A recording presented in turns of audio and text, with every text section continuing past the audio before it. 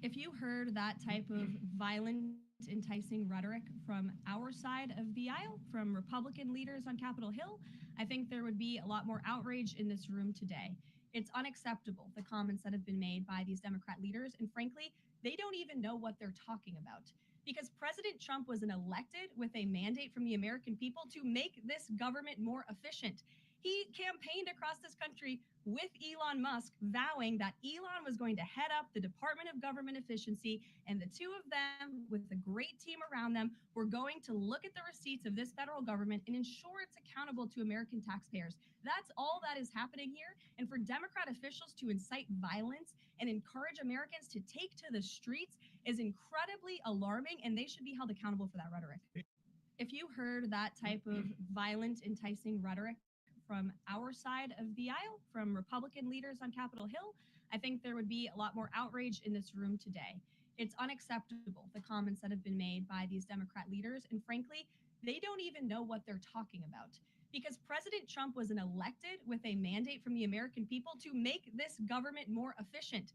He campaigned across this country with Elon Musk, vowing that Elon was going to head up the Department of Government Efficiency, and the two of them, with a great team around them, were going to look at the receipts of this federal government and ensure it's accountable to American taxpayers. That's all that is happening here. And for Democrat officials to incite violence and encourage Americans to take to the streets is incredibly alarming, and they should be held accountable for that rhetoric.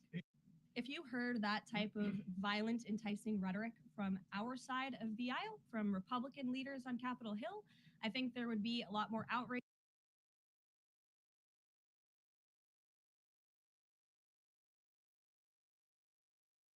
Everybody? You know, if you'd like to gather around me, I think I'm going to be okay. Come on.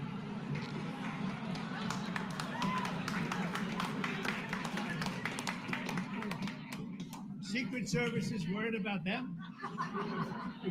If we have to worry about them, we have big problems. Okay, do you want to have it? You want to do this? Watch what I do, and then I'm going to give you some pens, okay? You ready? What a nice picture this is, huh, Governor? You ready? We'll do a good job. Wait, let me press that.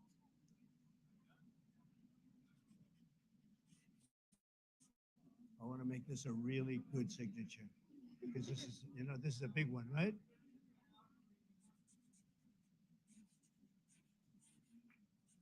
Oh, I think we have a 10. We have a 10. God bless you, Mr. President.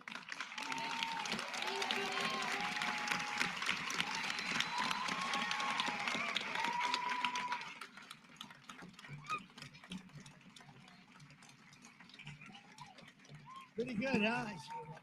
Okay? Good. Now you're going to go out and win those events, right?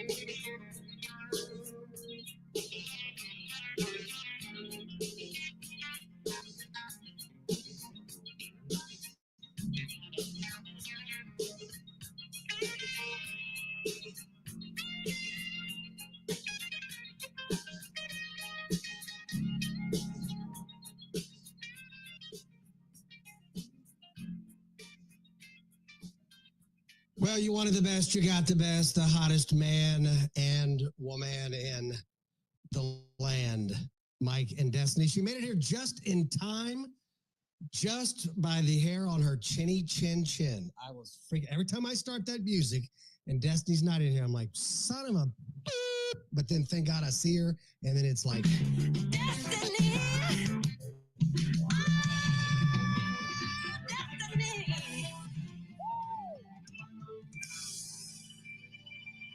And I'm like, the chick just made it in by the freaking, just by the last second. So before we get to any intros and stuff like that, welcome guys to the show. Daz, what's, before we kick this thing off, we'll let a few more people get in here. What's up? What you been doing? Why were you 3.5 minutes late? Did you run your car off of an embankment again? Was your brake lines cut? No, it wasn't off an embankment. It was just kind of off the road a little. And it was snowy. What do you expect? First off, there's no snow because you didn't curse snow over here this time. I did not curse snow. That's correct. This time. This time. We know what happened. Not your mouth. Hey. Because it could come again. Excuse me? I'm just saying. All I was doing was stuffing a whole bunch of delicious coleslaw in his mouth.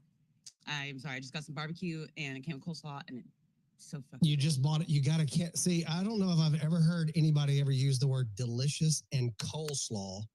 It's really good. I just got through cramming a whole bunch of delicious coleslaw into my mouth. I just love coleslaw. Like who says that? Okay, Ugh. I understand that you think Texas is like the South, but the rest of the real South out here, okay, we love coleslaw. Oh, no, I get it. My mom, my grandparents are like, Mike, just pass some of that coleslaw down there, baby. Just give some of them coleslaw. I ain't into the coleslaw.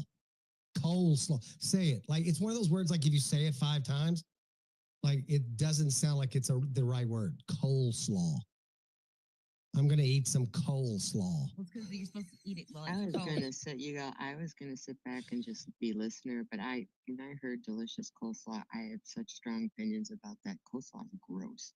It's nobody gross. on the face of the Then planet you've that had bad loves coleslaw. Okay, that's all it is. You've had bad okay. coleslaw. Okay. There's It's good the coleslaw. other kind of coleslaw. Somebody feel free to go ahead and hashtag this space with the word coleslaw. Coleslaw. That's how this space, an epic start to this space tonight, has gone straight up through coleslaw.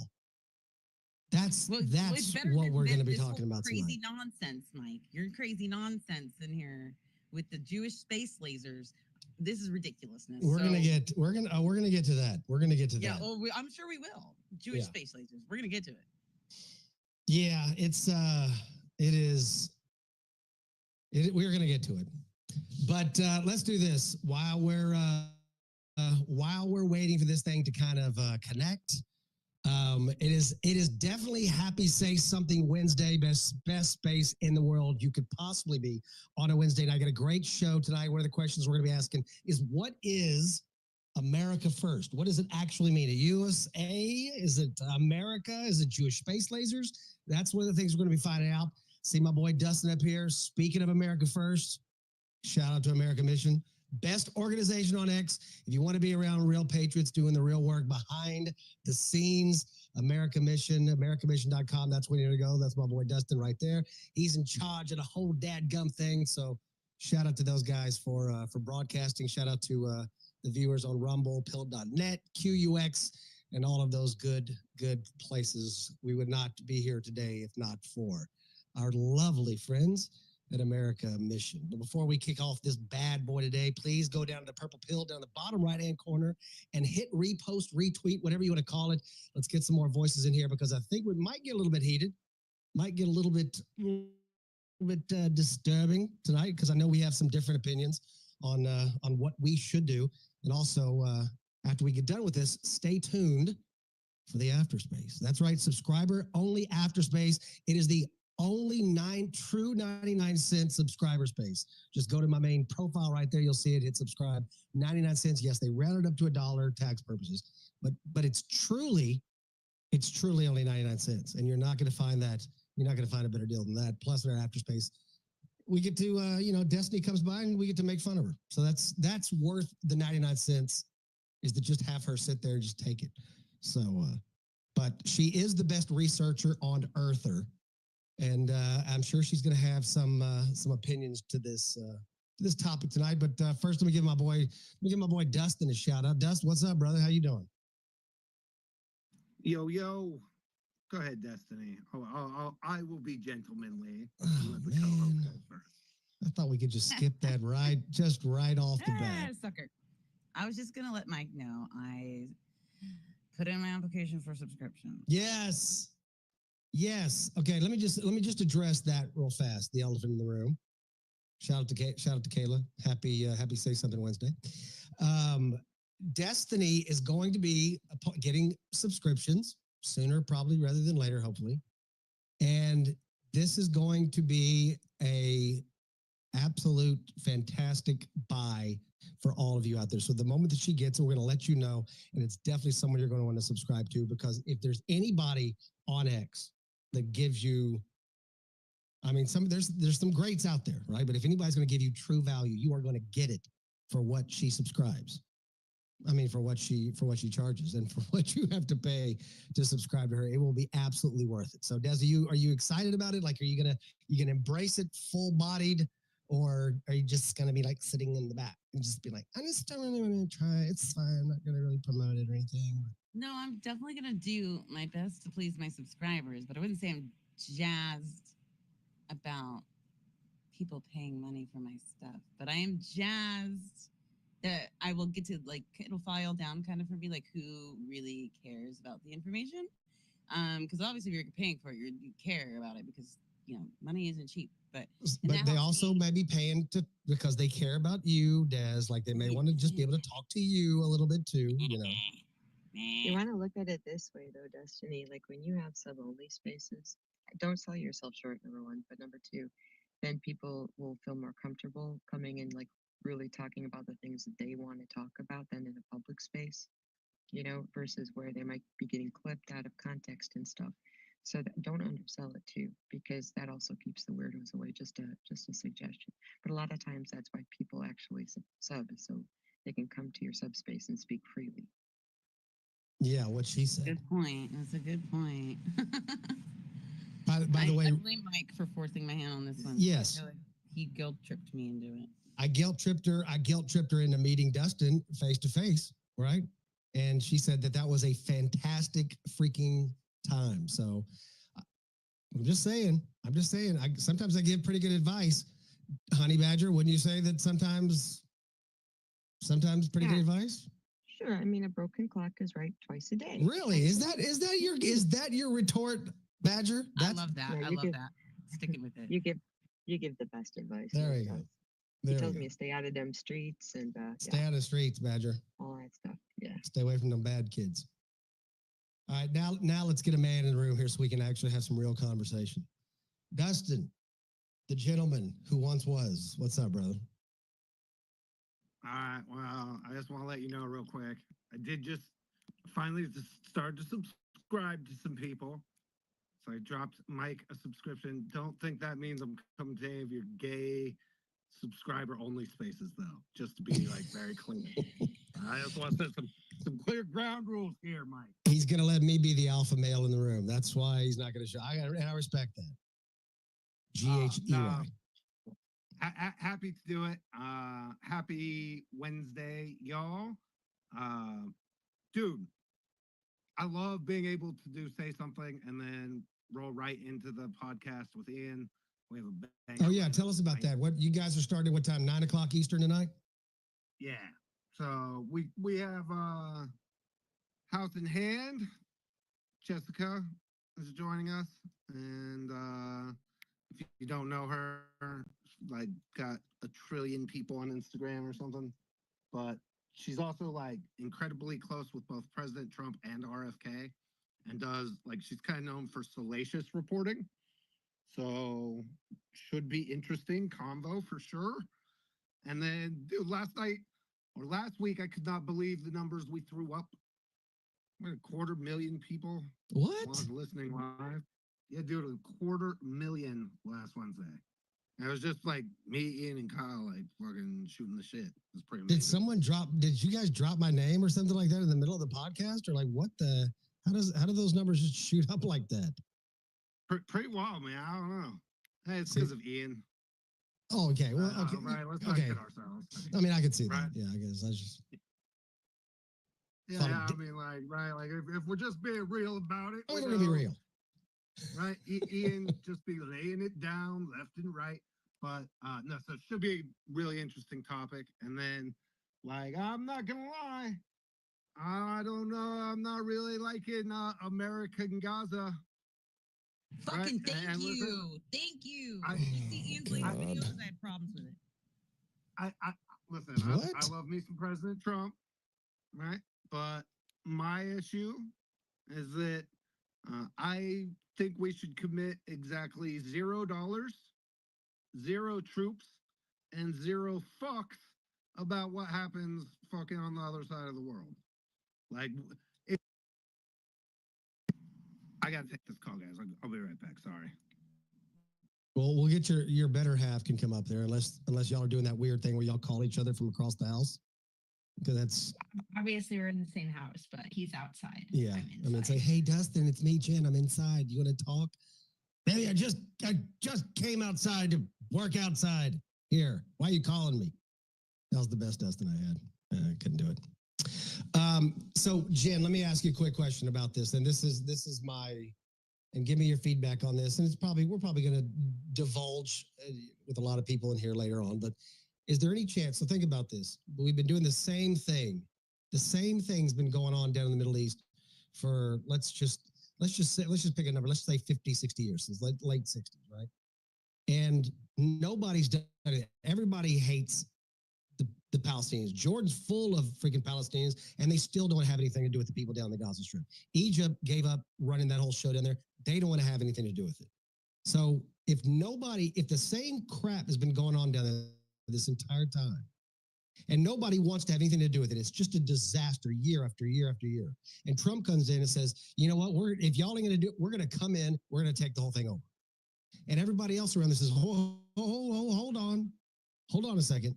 I mean, isn't it possible, right? Because we've seen Trump do this numerous times. He calls Kim Jong-un little rocket man in front of the whole world, and now he's the one that's invited over to North Korea, right? Trump is an aberration. He understands these things in a way that we don't. Isn't it possible that he's saying, if you guys aren't going to contribute and y'all aren't going to rebuild it and y'all are going to do this, then maybe we'll just come over there and we'll do it? Is that possible that could be a strategy he's using? Listen, when Trump goes out and makes a freaking ridiculous ass statement like, oh, we're going to take over Gaza, right? And everyone's like, oh my God. And then you even have BB. Okay, BB's looking like a deer in the headlights. Like, he didn't even know the U.S. was coming to take Gaza. I told Destiny the same thing. I said, I bet you BB didn't even know about it before they walked out. But listen, I think so. Whenever that happens, I look at it from like a 4D chess move, right? If, let's just say, in a hypothetical situation in Minecraft, right? Let's say BB isn't the most, like, upstanding guy as he's been portrayed, which is why we saw Donald make the move that he did right after he took the presidency, right? Wasn't BB supposed to come to the inauguration, and then at the last minute, he's like, I don't know if I'm going to come, right? Well, let's just say that, he needed to, expose something like, I don't know, BB trying to put a pipeline from, I think it's the Arabic Sea or whatever that sea is right there, through Palestine into the Mediterranean, right? And let's just say that, Trump can't really come out and say that, right? But there's really good researchers out there and news people that if he goes out and makes a ridiculous statement like the United States is going to take Gaza, because why wouldn't BB be like part of the rebuilding, right? I think there's something else at play here. I really do. I think that, I don't know if it needs, like, the BB thing needs to get exposed or what's happening, but like for him to make a rash statement like that is just not making sense to me. So I'm sitting at the desk. I'm gonna come to you right now, but I just want to say this real fast. So I'm sitting at the table. I'm sitting at the counter in our kitchen, and my wife and I are sitting there. And we're watching this, and Trump says that, and he goes, "Well, we're we're gonna own, the or whatever he said, however he phrased it. And I said, what did he just say? And my wife was like, no, I think what he's saying is that, that we're gonna kind of, try to maybe spearhead something to kind of go in there. I'm like, that's not what he said though. He said this, and so we replayed it and we heard it, and then we let it play, and he said it 2 more times, literally words like, we're gonna own it, and like the United States gonna, like, it was very, like, he didn't leave any leeway. Like he made it made it very clear what he was thinking about doing. And I just thought that, one, he's the freaking king, man. I mean, this cat has them just eating out of his freaking hand. Trump derangement syndrome goes all through the freaking roof. And we have no idea what he's playing. We really don't have any idea. And I think that's part of his strategy. Don't you think? What do you think, Des? I don't know if it's like, I don't look at things like a 5D chess thing. I look at things very cause and react and like, outcome wise. And I do know one thing, that the United States, there is no supportive evidence behind the idea that putting our military in another country has ever had the outcome intended or promised when we go into it, period. That, like, and I can give a list of places where that did not work out, where we tried that: Afghanistan, Iraq, Libya, Lebanon, Haiti, Guatemala. The list goes on and on. There just is not, I mean, the only one you could probably argue where it was kind of successful was ending the Bosnia War. And that was probably less about us and more about the climate that was there at the time. And so there's just not enough evidence to support that it's even possible. And I'm an Occam's razor kind of person. Like, most likely is most likely. You know what I mean? Like, that's how I see it. So I don't think it's going to be a good endeavor just based on historical background. I don't see where it's been something that's ever actually worked the way that we promise or intend for it to. But wouldn't it make? I don't think there's ever going to be troops in Gaza, right? That's what I'm saying. I think it was a statement, right, to get people to look at what the hell is going on in that area, right? And the way to get people's eyeballs on it is to be like, yeah, we're going to put American troops there. We're going to own Gaza. Now, why the hell would Donald Trump say that when he ran as an America first, like literally America first? It makes no sense. And when that happens, there's something more to it. I agree with you, Jen. And I think it's kind of like, if you have, if you have this thing about where there's maybe a neighbor is not doing something and, the area is not nice, whatever, and someone you don't like comes and says, we're just going to buy the whole thing up. Well, maybe the people around there, they just start working together. Like, is it so far-fetched to think that if the United States says that they're going to come together and get this huge piece of, quote, oceanfront property, that other people might say, whoa, maybe it's more valuable than we think it is. Maybe we ought to do something, because think about it. You need to have Jordan. You need to have Egypt. You need to have Saudi Arabia. You need to have these people involved, right? None of them want to have anything to do with it. They expect the United States to solve everything. And then you've got, and it doesn't make any sense why. I mean, I guess they think that maybe the United States is going to put a base in there, or like it's going to be, like we're going to take over the sovereign territory and we're going to claim it as our own and put our flag there. Like, I don't see any of that happening Mike, at all. It's obviously Trump Tower Gaza. Okay, like that's like when well, that was what they said on CNN. They literally said when Donald Trump starts talking from that position of like, oh yeah, we're just going to put a Trump Tower right there.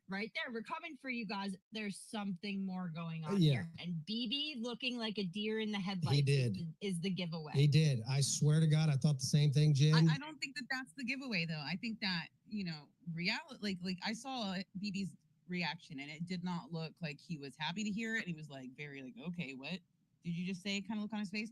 But I think that this is just a general affect of people. When Trump says something, if there's any sort of agreement, Trump says things the way he wants to say them. He's not going to say them the way you wrote it down for him. So like, I think he knew, but I don't think he was expecting the way that Trump said it so blatantly to come out of his mouth the way it did. That was my interpretation of that entire exchange. But one of the things that we've noticed, though, is that Trump has a way of look, they've done this exact same thing for God knows how long, and it's not working. Basically, this is Trump saying there is no two-state solution. It's over. It's never going to happen. There is a two-state solution. It's just they don't want that. No, that's what I'm saying. Yeah, they don't want. Look, they're not going to live. They don't live anywhere near Israel. So I mean, they're. And I talked to a kid literally today, a high schooler today, and we were talking about this. And his family is from that area, and he's from Turkey, and a lot of his family is from that area. And they're saying they would like. And I was talking. I'm like, even if it was a coalition of nations, rebuilding that area, and made everything just plush and beautiful. It's like almost like a Dubai down there. You're saying that, and I'm asking him directly, and he's a very knowledgeable cat. He knew Sisi was Saudi Arabia and everything, and he's saying they would probably die before because they would see themselves as being enslaved by the United States or some other people. Well, why would they? Why would they think? Oh, I agree. Right? I'm not disagreeing down that thinking. No, I'm not disagreeing with that. I'm not disagreeing with that. I'm saying the way that it's presented on the news is that Trump's going to go down there and build a bunch of hotels. But I think personally it's based on nothing. That's not based on nothing. This is based on Trump's first administration. If you're paying attention, there was the whole Jared Kushner promise of the rebuild of Gaza for $50 billion. This is something that is a financial problem as well. It's not just morally and ethically a problem. There's a financial incentive on our side here that is problematic. Okay, but you can understand though, if you do rebuild and again, I'm not saying I'm not having an opinion on this. I'm saying, but you do realize that if you were to go down there and restore it for these people, right? Because these people, they have nothing. It's not going to get rebuilt. It's an. Okay, but this is supposition. You're supposing things on what you think the outcome should already be. So it should not be. We rebuilt. don't know, and we Okay. Well, let's do this before we get to these hands. Then let's do this back and forth real quick.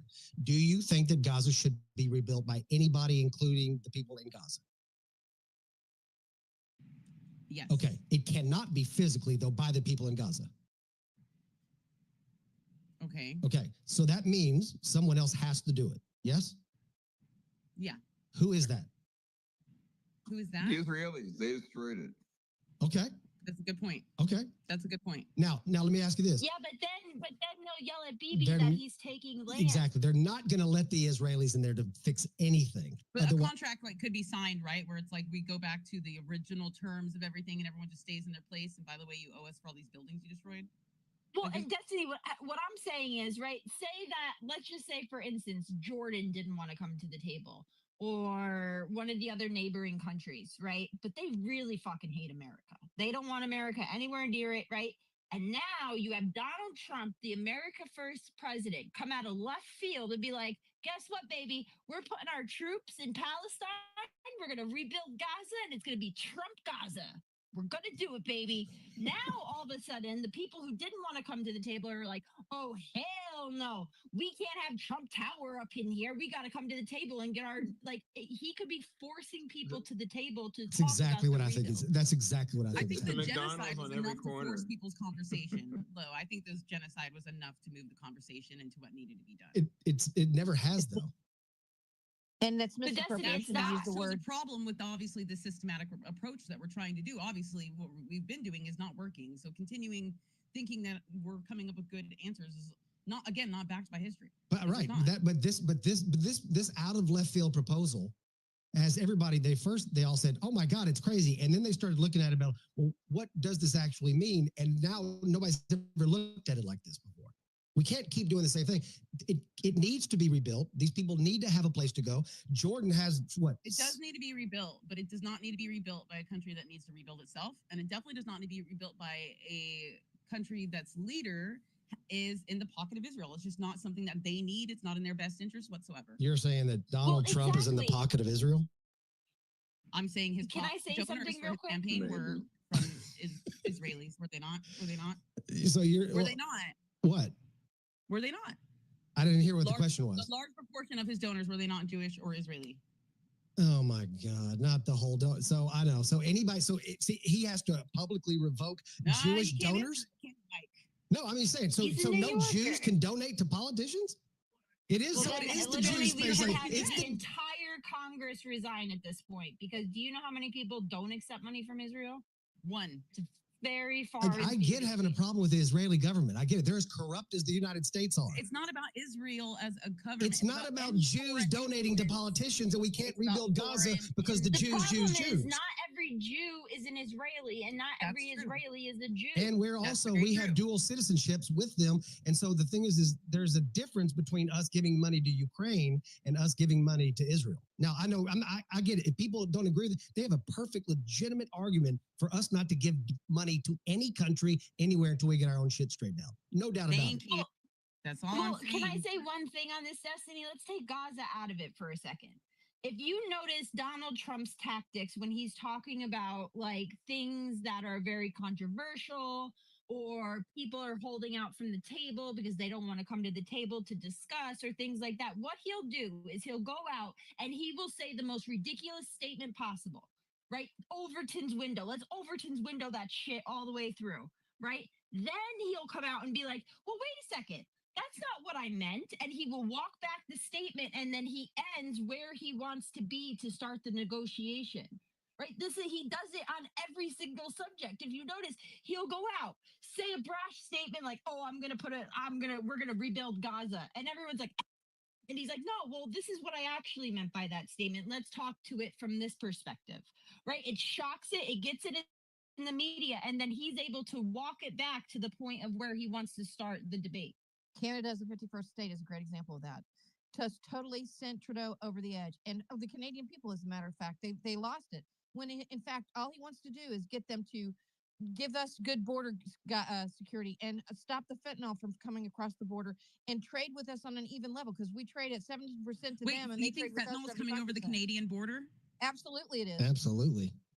100% it is. And you can go read and watch the Canadian police, the Mounties, even admit there's 4,000 separate gangs in Canada doing fentanyl trafficking. I mean, my dad had property on the Canadian border up by Maine, where Maine and Canada is by St. Andrews. And there's a place, Calais, Maine, and it's where the 9/11 hijackers actually crossed, was right at Calais. And still to this day, you can sit there and there's a tiny little river. You can watch them come right across the river. There's a nice little cafe there. You sit there, you look at the Canadian side, you look at the Mounties on the one side, and then you got the people crossing on the other. The northern border is a cesspool that we don't talk about because the southern border is so bad. Yeah, that's why I'm shocked because the southern border is so much more a concern. I think in It every is not possible so much way. more. It's equally as concerning. The fentanyl trafficking is missed because people do not pay attention to the Canadian border. That Okay, is one of the biggest. But that's not correct though. Like It is correct. and, as a matter and of how fact, much there- fentanyl there's comes over? documented- 21,000 pounds come through the Mexico border. There's 0.2% of that is what comes over Canada's border. Yeah, but Huge Destiny, difference. who is controlling Canada right now? And how do you know who that has there's big not more coming military through? bases right on the other side of the border? China. So what they do is they're flooding the southern border to make all of our resources go down there, and then they're walking the drugs across the northern border because nobody's paying attention. With no apprehension. Right into Washington because it's basically a sanctuary. They don't fucking care. Exactly. And it's not illegal in some of the states out in the west and the far west out there, the far left west. And Destiny, I don't mean this to be critical, but I do want to point out something. There's a difference between a genocide and what is happening in Gaza. A genocide, when you walk people into showers and kill them on purpose. A war where people drop bombs on people, and misappropriating that word does a lot to what happened to Jews of the Holocaust. And I just want to make that point clear. I disagree. May I say something? I disagree, but I'm putting, by the way, the information on how much fentanyl comes over our borders from both Canada and Mexico in the bubble. Well, speaking of like shipping things off, okay, and again, I probably have the least pragmatic take because I don't want my son to be deployed to the Middle East where since he has a new baby and a wife, not only since that, because he's my son. So this issue had me all sorts of messed up yesterday when I heard it. Now, taking it a step further, this region has proven they will never settle anything, and it will be constant war. It'll be constant, strife in which, essentially we would have to defend Israel if there was a war, So what I believe, and this is as objective as I possibly can be, is he said, fine, we're going down there. And by the way, I didn't hear him declare sides when he said, we're going to go down there and take it over. In fact, I heard neutrality. And I think that there is this broad-based assumption that, we'll always be pro-Israel and the Palestinians will still get the short end of the stick. But I didn't see that in the Abraham Accords. I didn't see that. I didn't see that, and I didn't see that when he's dealing with the Crown Prince of Saudi Arabia. In other words, I think that there's just this broad-based assumption that it's just going to be bad for Palestinians. But also, here's the other thing that everybody forgets, and I don't mind saying it: the forgotten people in the Gaza Strip are the Christians. Nobody protects them from anything, and they are the victims of this war. That's been hot since the 40s. So when I look at it from that perspective, I kind of see another facet to what Donald Trump is doing and why he's doing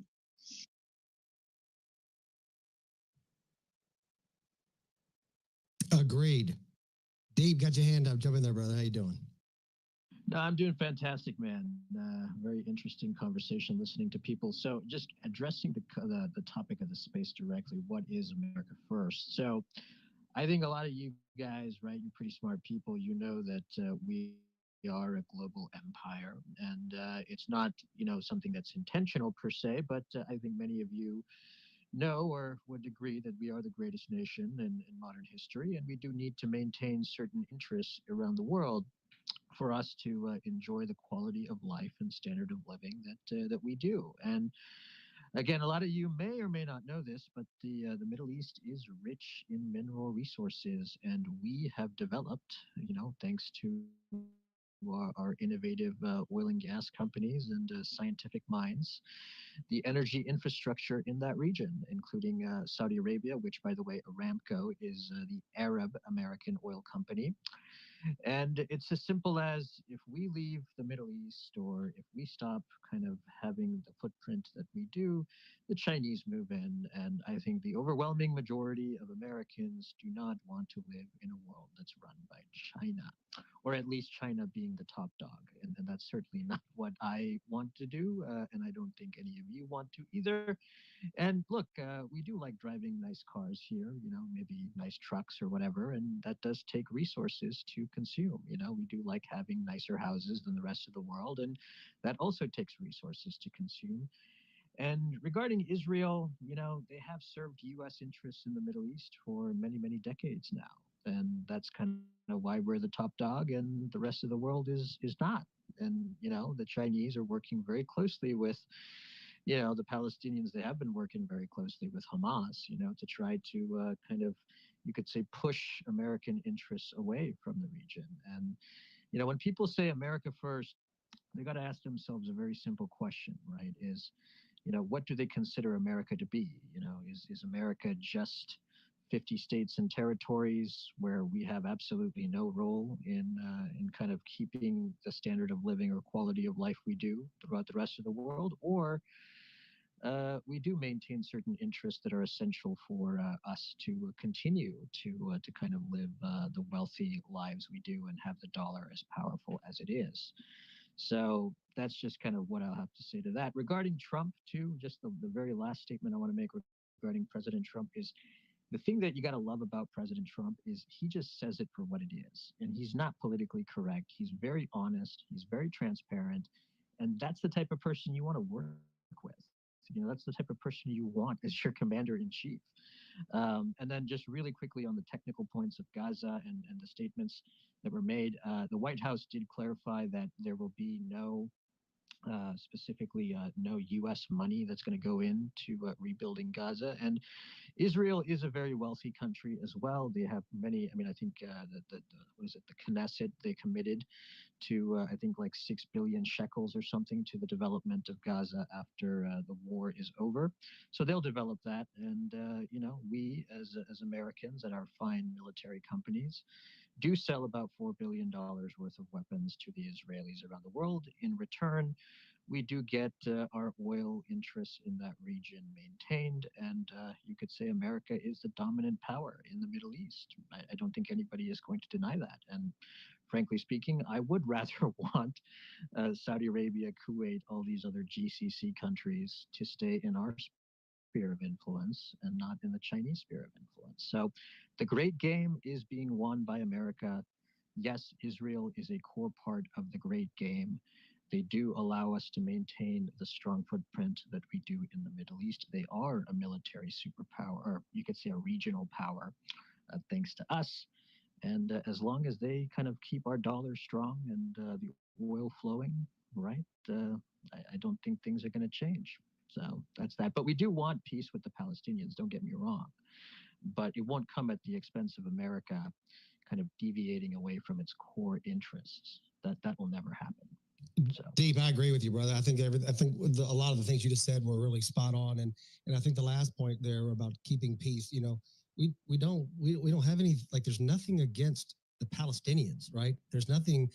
We want peace everywhere in the world. Like, that's our number one goal, is to have peace everywhere in the world. Now, granted, there's a more of a shift now to, it's almost antiquated now to do the whole tank thing, and then you do some bombing runs, but really the financial wars are what's going to be taken over moving forward. Like, and that's why I think you're starting to see, if crypto is going to be the next thing, we're going to run it.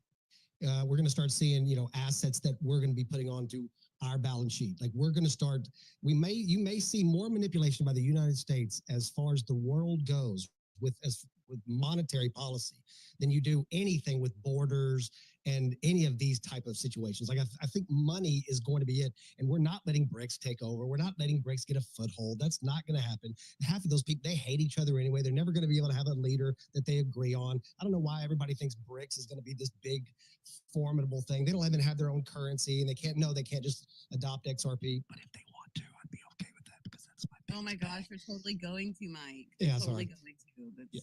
Like, well, and if they do take on, then at least make it XRP. At least let it be XRP. That's what I'm saying. Yeah, it will be. Don't worry. That's what I'm hoping for. Anyway, but yeah, so I think it's going to be a financial war. But I do think that Trump, he's just an aberration, man. Like, he's just he sees things in a different way. He sees things from a producer, from a director, from a writer. He wants the script for the United States to play out where we're the champion. We're Rocky Balboa at the end. Like, we're Rocky, and that's the music, and it's the American flag waving, and that's who we are. We're Rocky, right? That's the way he sees it. And I don't think he's going to let Israel, Bibi, his best friend, people that he's worked with, I don't think he's going to let anybody stand in the way of America being the top entity that exists in any capacity on the planet with regards to anything at any time. AI, electricity, energy, whatever it is, he wants America to be top. And I don't think he's going to let anybody stand in the way of that. So, with that being said, Adrian, I appreciate it. Jen, jump in there. Tell me what we got wrong. And Doc, I'm coming to you later. I'm really excited to hear what you have to say. Go to Doc. My food just arrived. So Dustin brought you your food in. That's nice. You should be making sandwiches for everybody. Stop it. That's terrible. Doc. Mike, you can make a sandwich. I don't know how to make it. I can't make a good sandwich. You don't know how? Oh my God. Go eat your coleslaw. Doc. I already ate it all. That's terrible. Doc, what's the matter with you? You sound like you're a little bit under the weather, bro. No, I'm not. I was using my low baritone voice. Oh, it was nice. It was nice. Very attractive. Microphone. Yeah. Yay.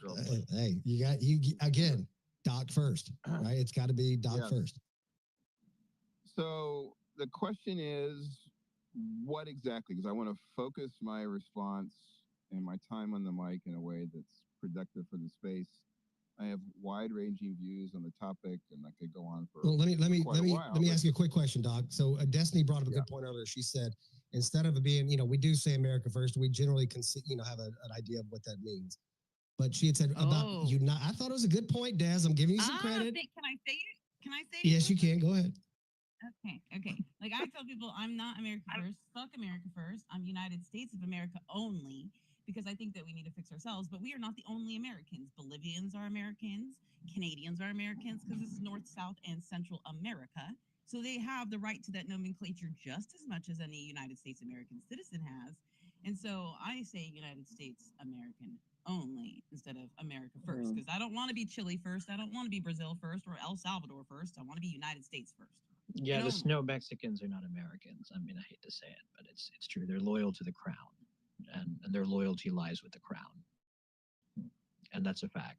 And we get ripped off, the heartland of this country, the manufacturing base of this country gets ripped off every single year because of the globalist deals that we've signed with the Canadians, be it NAFTA in the past, be it the current deal that's there. And a lot of this stuff was politically correct. The Uniparty would not allow you to talk about these things openly, right? The George W. Bushes of the world, they were pretty much more or less the same as the Obamas till MAGA came in. And then MAGA came in and they're like, holy shit, we're deindustrializing, the rest of the country. Hey, thanks for coming to me, Mike. I appreciate the mic. Jump in there, Doc. I look, Deep gets passionate, brother. I know. I respect that. But I know Deep. It's all right. I know Deep. Go ahead, Doc. Tell me about it. Yeah, so to Destiny's point, no, I think America first is a domestic and foreign policy for Americans in America. That a specific and tangible message that we should stop eating shit, and sending our money out for foreign wars, with politicians who really didn't care about Americans. And as you see the Doge unfold, what's happening at USAID, AID, don't call it aid, that's not really what it was a grift, and all the Democrats screaming about it. I mean, that's America first for me. It's making sure that our money's taken care of. And going back to, I think I'm fairly well known here on Spaces as a Trump supporter. I wasn't originally, not in 2016. I didn't, because I thought he was crass and verbose, and I'm from California. New Yorkers are sort of annoying. I don't like the way they talk. And sorry to G. Excuse me? Sorry, I'm just saying. Dick. I knew John was coming off. Shut the fuck up, Doc. Well, you don't sound like a New Yorker. All right, it's just annoying. Get me pissed off enough, and it happens. Oh no, there it was. So no, but my point is that Trump won me over with his economic policies, and that's what I want from the federal government, right? I want them to do their core constitutional job, the military, protect our borders, foreign policy, I tax and spend, take control of the dollar, make sure it's valuable, it doesn't get eaten away like it has been, and then I want them to leave me the fuck alone. I still got huge problems. I'm in California, but that's all I really want. I want economic support from the policies that come out of the federal government, and Trump gave us that. And one of the ways he did that was he ensured that the U.S. wasn't spending billions, if not trillions of dollars overseas, like was done under Obama and really Biden, and going back to the Bushes, who are rhinos, and we all know they're all palsy, and something that I had to unlearn, being a neocon back in the day, being supportive of the war in Iraq and the associated, they weren't America first, but the neocon sort of agenda. And I unlearned all that. And I spent a lot of time in Spaces talking to people who had a different perspective. And so I have a different perspective as well. As far as what Trump is planning or not planning in Gaza, I'd recommend people go look at some of Ian Carroll's most recent posts. Ian, like so many others, came out and was supportive of the notion that we would go into Gaza, we would move the Palestinians out, we would build hotels or what have you, and it would all be for Bibi and in the vision of the Greater Israel Project. And if you're not familiar with that term, you should probably take a look at it, because it's definitely a policy that Bibi and his supporters in Israel have been pursuing. And I think it's the attack on October 7th was really very, very unfortunate for all those who were taken hostages and all those that were killed. I think the Israelis knew it was coming, and have used it to go ahead and do the ethnic cleansing that no matter what label you want to put on it, that's what's happened in Gaza. I believe, from a legal standpoint, as a lawyer, looking at the definitions, both national and international, this is and has been a genocide.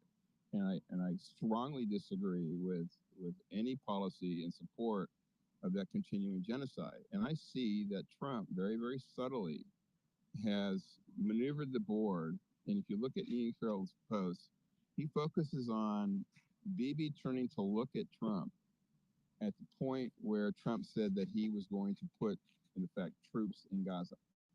That, in my opinion, and Ian's opinion, that was not something that was Trump had told Bibi.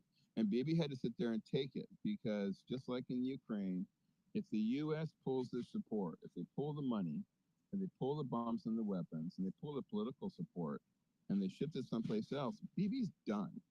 Or Bibi really should be done anyway. He is extremely unpopular in his own country, and his policies are fairly unpopular as well. But he's got control, and so I think what Trump has done here is, in effect, put peacekeepers on the ground. He has opened the door to moving the Palestinians out rhetorically, but I don't think that's his intent. I think he, in calling out Jordan and some of the other countries, particularly the CC countries, he's calling for their support. And what I think Trump has talked about very, very briefly would be the Abraham Accord Part 2.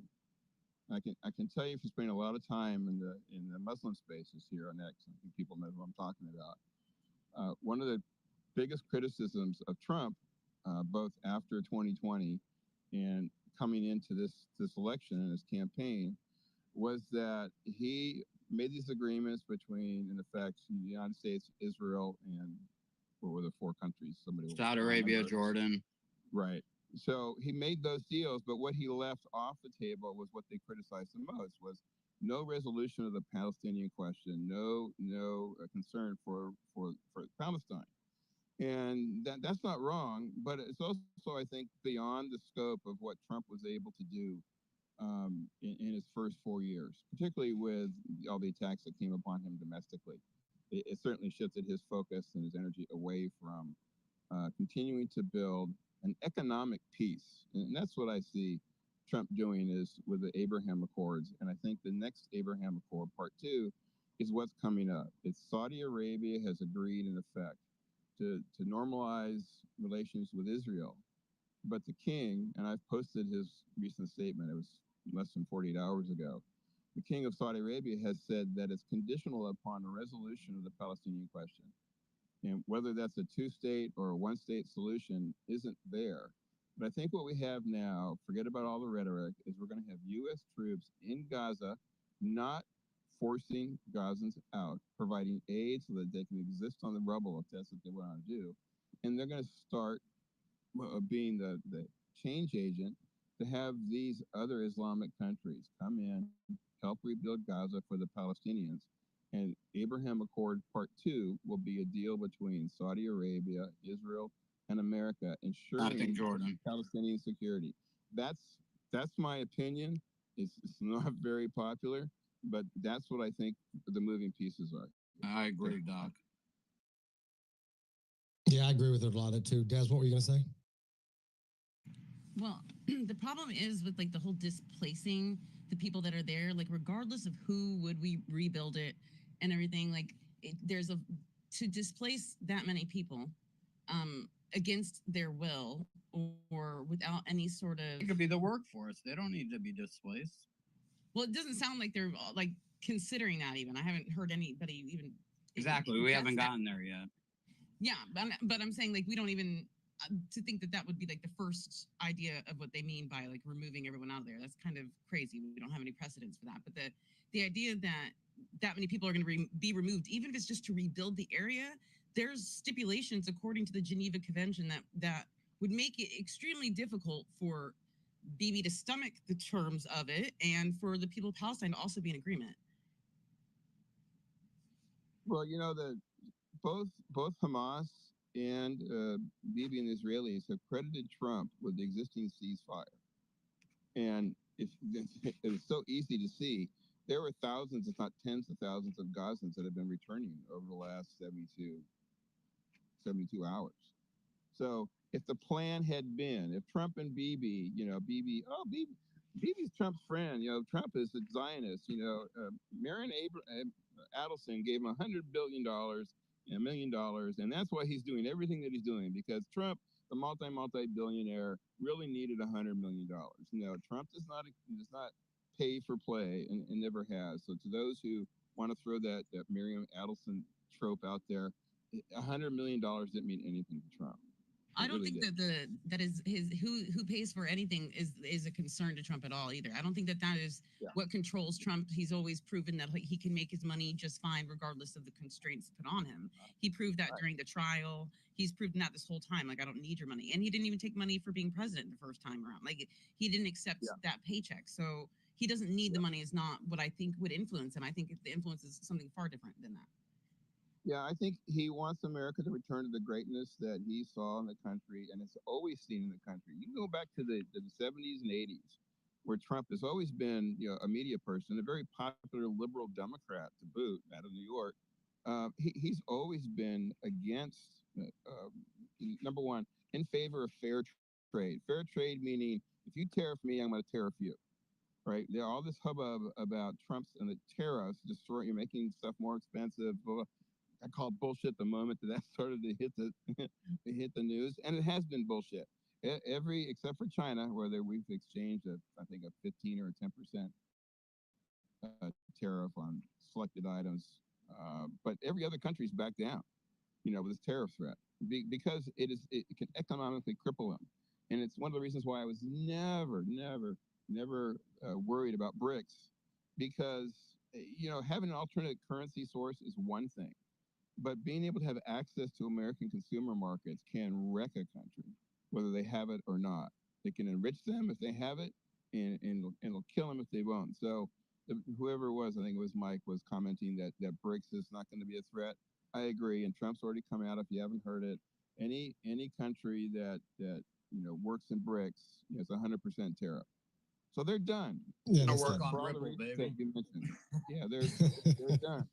So, with all these Palestinians returning to Gaza under the umbrella Breathe, Doc, breathe. of Trump's peace, and I'll call it Trump's peace, because if Biden was still in office, we all know that Harris has famously claimed that she would do nothing different, right? That we would still, instead of sending, as Trump did, $1 billion in cash, they'd still be sending weapons, right? And yes, Trump did say that he's going to let them have 2,000-pound bombs.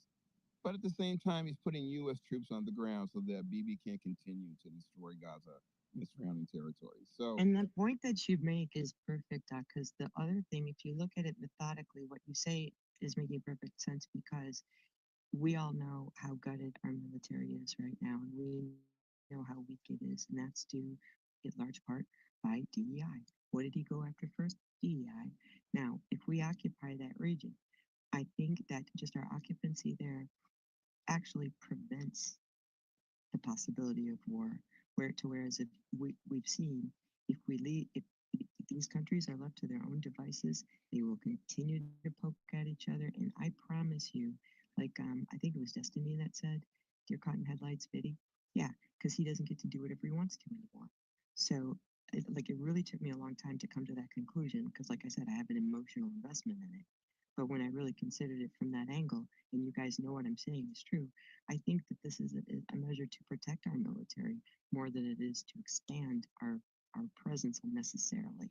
we could send all the trans troops there, just have them be the tip of the spear, and see whether or not the DEI stuff, is fair. So let's send that admiral and the bald guy that used to steal luggage. Let's get him. So, Doc, on Tuesday, I messaged Destiny. I said, "Hey, Des, what do you want to focus on Wednesday for our space?" And she came up. She was talking about USAID and stuff like that. And she said something along the lines of, "But to be honest, I don't even know." She goes, "There's no telling what's going to happen by tomorrow." And that was literally and I told her, I said, "You literally just predicted the freaking future. Like it's hour by hour by hour. Like this is the greatest reality show in the history of the world. Trump's press conferences are must-watch TV." Yeah. I mean, even Caroline Levitt, the press Yes. conference, she said today, and if you haven't seen the press conference, a lot of what I'm saying harmonized, or what I believe before the press conference, harmonizing to the extent that she addressed these questions. She made a point of saying that no, we're not going there to kick the Palestinians out. So I'd recommend that video. And she says all those things without a binder. So that's also without a binder full of women. Yeah, our old buddy Mitt Romney. Yeah.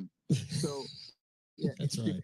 No, I think that Trump is had 4 years, and maybe you believe in Q, maybe you don't.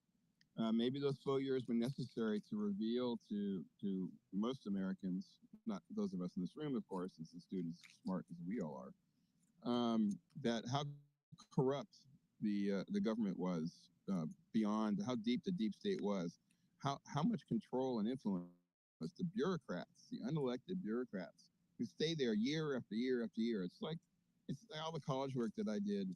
You know, some of the times I came into conflict with a university, I had an issue, and they basically went, you know what, we're going to give you lip service because we want you to go get a loan because we those loans will accrue to our benefit because we get a piece of it, we get a slice of it. But they really didn't care about me or any other student because every 4 years those students are gone, and there's a whole nother crop, and they're all complaining about the same stuff. And we, the teachers, we, the administration, we're the important people, right? And that, these past 4 years, I think, has revealed just really how corrupt. And now that we've got the opportunity, after waking people up, for people to see stuff like USAID and the money that's flowing out and how it's flowing out, I don't think what's happening now could have happened 4 years ago. So Trump's had 4 years. Stephen Miller, the American First genius, who's now deputy chief of staff, and if you haven't seen any of his responses to the press, he goes on Fox and just tears shit up.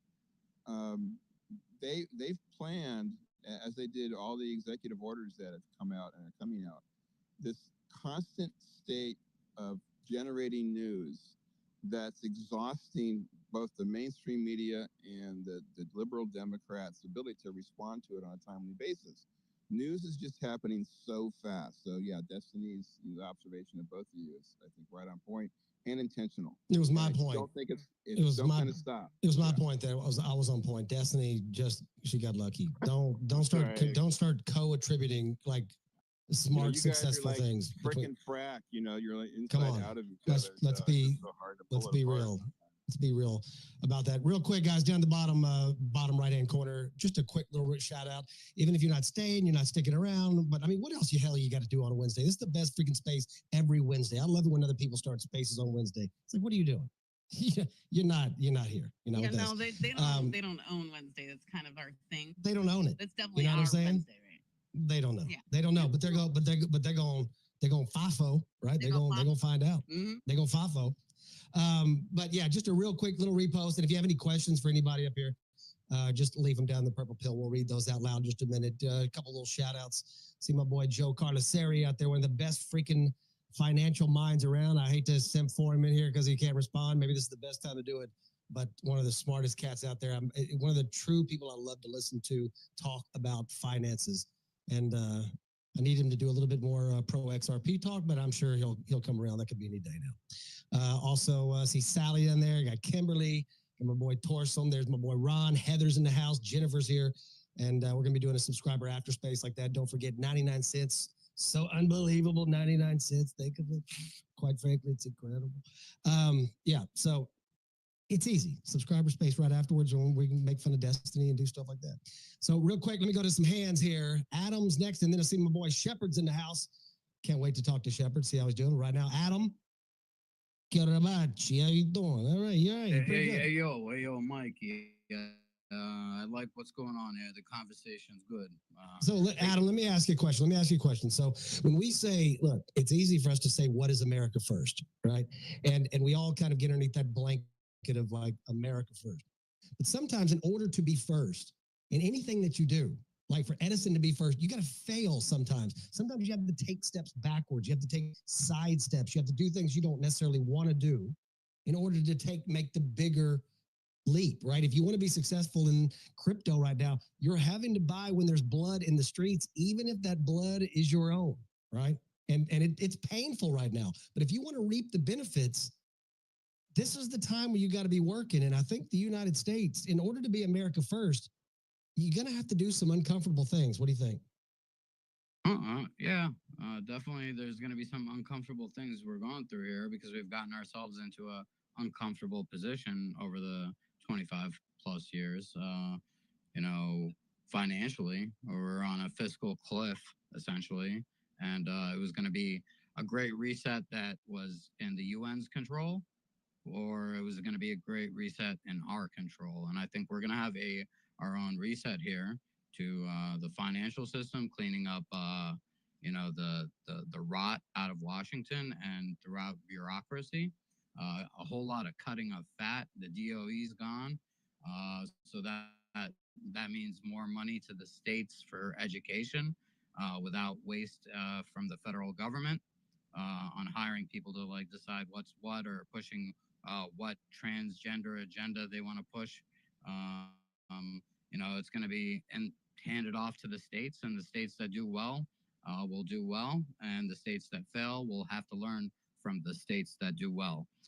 That's pretty much how the 50 laboratories of experimentation are supposed to be in this country. 50 sovereign states, you know, collectively under the Constitution. But yeah, I did want to respond to Doc's statement there. I love what you said, Doc. A lot of people that are, let's just say, I'm pro humanity. I want people to coexist. I know people hate that word coexist. We can't coexist sometimes. Yeah, people can coexist. They've coexisted in that land in the past. But I like the way you took it. I got excited. I said, good. Enough with the bloodshed and destruction. That kind of put a halt on that right away. I did not I saw that I started cracking up. I'm like, yes, please. And I saw BB's reactions, which were definitely caught off guard, and you saw him roll his eyes at one point as well too. So I think he put him in check as far as okay, if we were to let this continue, they're just gonna continue annihilating them. And at that point, it's we know that I personally know that not all people that live there are pro Hamas. They have a gun to their head. You have terrorists running your government.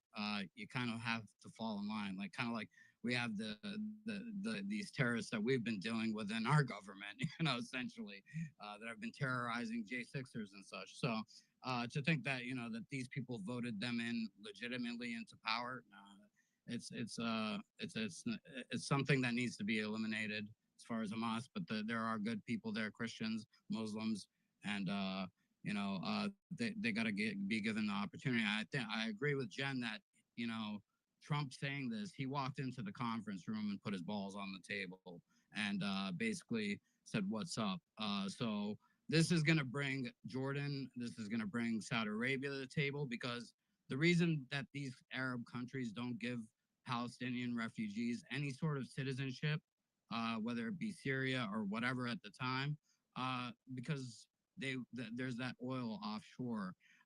And that oil, I think if you talk to Saudi Arabia, you talk to Jordan, you talk to Israel, say, okay, we're going to all profit off of this oil, off of this shore. Even the U.S. will profit off of it. So we don't have to invest any money in rebuilding Gaza into this, Riviera of the Middle East, where we could all go and visit the Holy Land. It's peaceful, all religions, all races, whatever. Sounds good to me, man. It sounds a lot better than what's currently going on in that area. And I want peace for both Jews, Christians, Muslims, and all of the above. And that's the bottom line. And I love that you picked up on that very quickly, Doc. I did myself. Some people didn't, but that's fine. Takes sometimes to get around to see what the big picture is. And yeah, I just it's sooner than when I thought this sort of thing would be happening. But yeah, it's good regardless. You got 4 years here to make this happen and solidify it with some good peace accords and some coalitions built.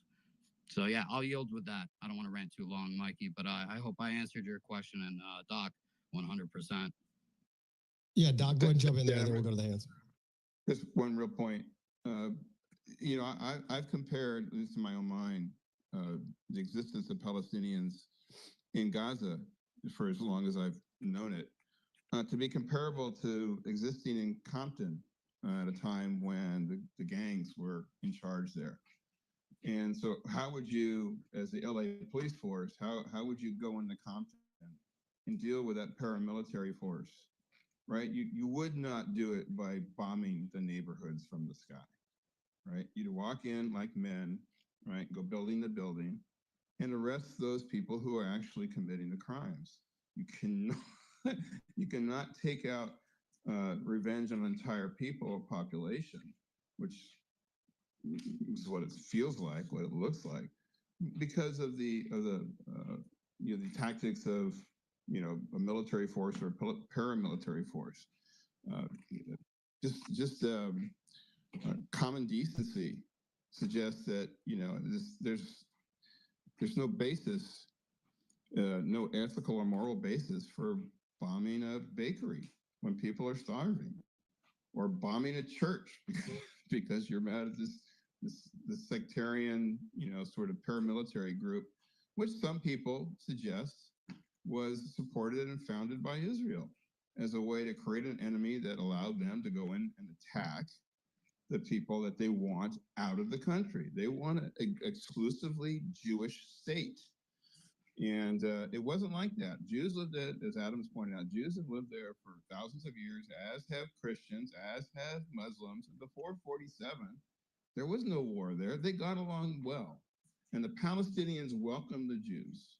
They really did. Not all of them, but they did. There was no war. There was no fighting when England turned Israel over to whoever it was, the terrorists that started Ben Gurion, the terrorists. But in any case, this is it's a very emotional. People are vested in these religions. The belief in their religion is a basis for, at least in part, and I'm going to piss somebody off, is for the propagation of evil, right? Good and evil exist together. They don't exist one without the other. And I think the religion has been co-opted in many ways, particularly by Bibi and the Zionists in. You could say that about all religions, though, Doc, right? No, I treat all, I'm an agnostic now. I'm well trained in all three religions. And I recognize the good, but man, the evil, the politics, the power, the money that is vested in these institutions, it opens itself up for abuse and evil. And every religion here should be calling for peace, and that's not happening. Well, it's always going to come down. It's always going to come down to the money. And if we wanted to, and we can be honest with each other, if we were going to have a battle of the political governments going back to Rome and Ottoman Empire, and you can bring in the United States now, and you can bring it all. I'm going to tell you right now, the United States would be able to, as far as devilish acts go, the United States would be able to compete with anybody up there as far as some of the things that we've done in the name of things that are right. So we love our country, and we've and not to take it a step further, but yeah, and so much so that they've hurt our own country. Yes, that's true. That's true. And it's not. And again, but that's just it, though. It's not our country. It's not our quote country. It's our country. It's our. And it's not our government. How about our government? How about our government? How about our government? Yeah, go ahead, Sharon. Jump in there, brother. Thank you. Look, the best part about what's unfolding right now in front of us all, this whole America First thing with Donald Trump and executive orders being fired off and funding to foreign nations being cut off and put on hold, and the abuse and waste in the government now under attack from we're missing an opportunity. Because everybody now wants to start pointing fingers at Israel again. Pointing fingers at Israel. It's all one big cabal. I think the point where it matters is that what's really getting ready to happen and what's really getting ready to be America First is all of the corruption in all levels inside of our country is what's on chopping block, right? It's these politicians, it's these people, it's these corporations, these Chinese corporations that are funding their own businesses here and shipping the money back home, and these Ukrainian funded businesses that are taking supposed tax dollars that are meant for war and applying it to other things. This is the kind of shit that's getting ready to get undone. So yeah, we can point lots of fingers. You can go Vatican, you can go England, you can go all the way back to which of these politicians in our history has sold out this fucking country. But we're living in a time where treason is coming undone. I think you want to point fingers at Israel, sure. Clearly, they had some shit to do with it. You fucking only someone who can't see patterns can't see that there's a connection there that doesn't make sense, right? But I think we're at the point where a good part of the conversation with America First needs to include all the corruption that's starting to come undone. And here's some examples of that. And I'll just end right here. Right, all of these Trump appointees or nominees who are going through their confirmation hearings, they're being attacked by senators and congressmen, mostly on the Democratic side, but on both sides, who are basically confessing everything that they've been a part of and begging not to be investigated and held accountable for what they've done. So that shit's America First. There you go. That's all said. You guys give Shepard a follow, man. He's I've been following Shepard now for a little while, and freaking love listening to him talk. I go into spaces where he's in there. He's always making very cognizant, very, very easy to understand points that, yeah, you can point fingers at somebody, you can say that, but you got fingers pointing back at yourself. Basically, we can do that, or we can freaking do the other things and get to work. And right now, what you're seeing in our country is we're starting to get to work. And it made me think of something, Shepard, you just said, and it goes back to something that Doc said too about America. I was watching TV with my wife, and we were seeing. I actually rewinded it to show her. And this is what made it interesting, is I was watching, and it was a Jeep commercial, and it's this white Jeep that's traveling through the snow, right? And we're watching it, and these people are doing this, they're just driving through the snow, and then they get out, and then something happens. And I was like, whoa.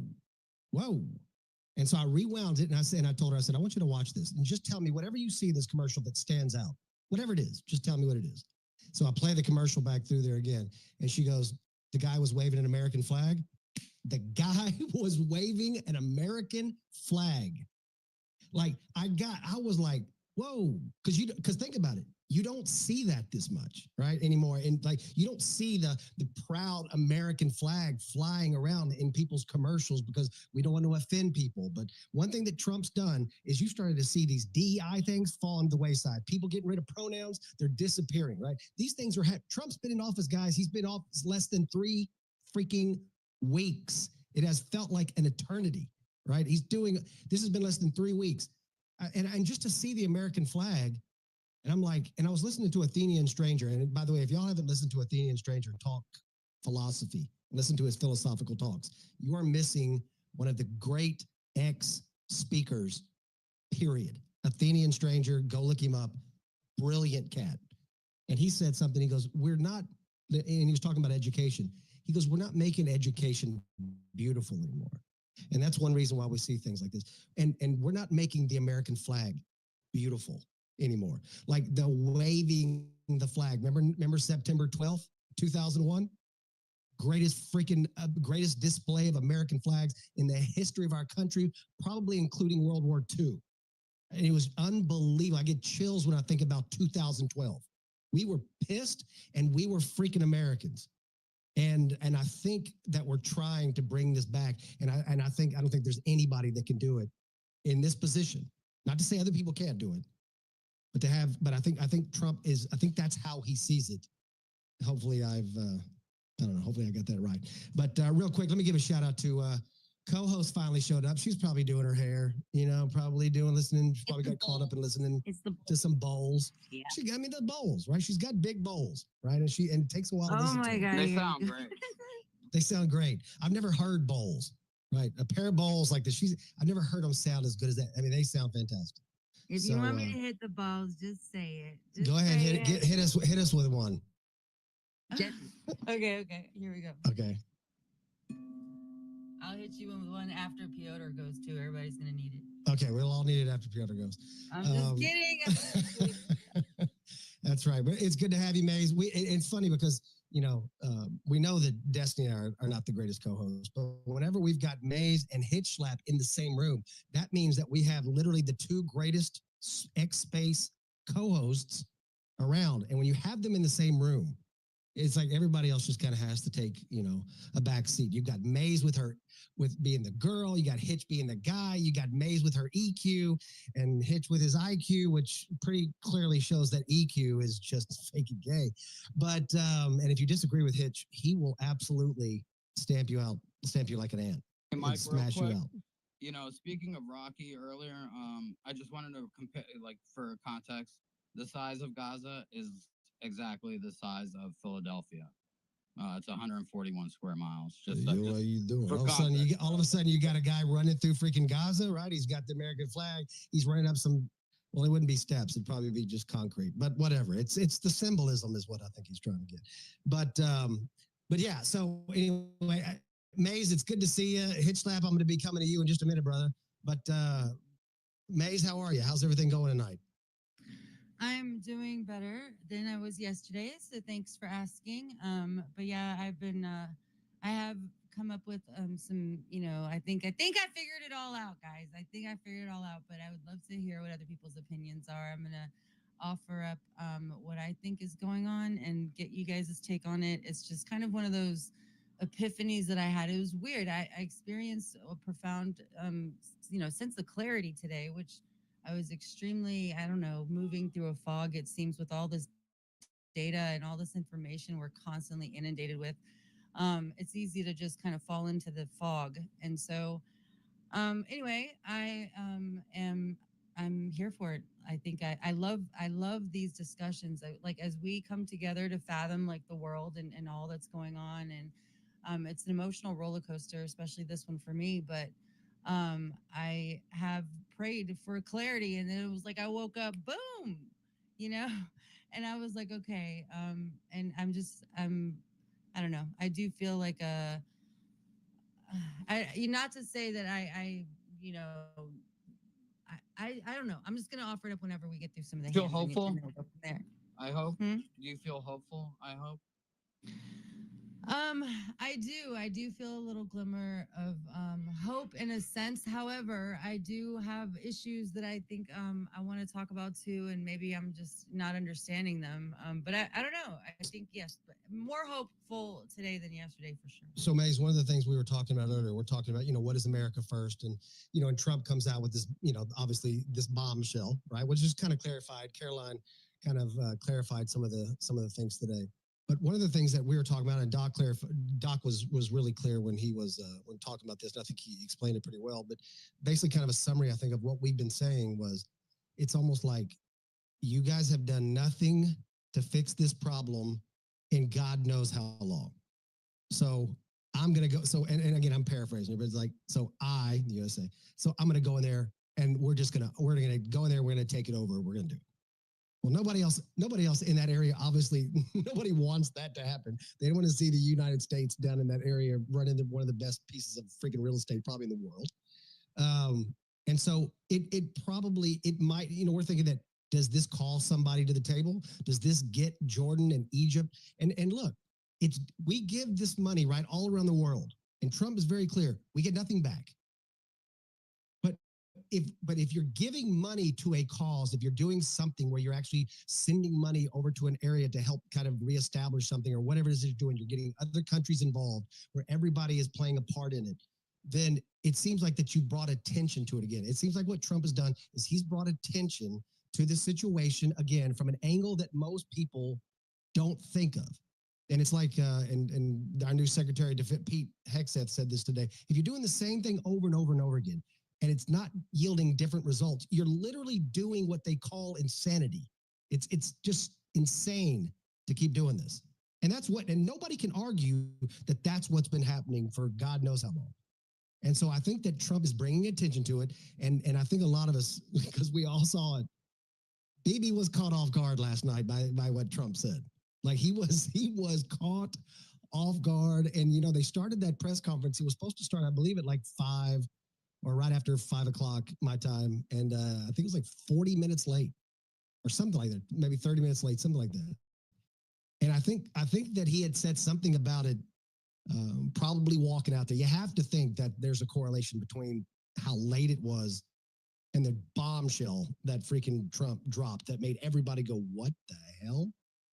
So it does seem like there's hope, at least for the fact that we're looking at it from a different point of view.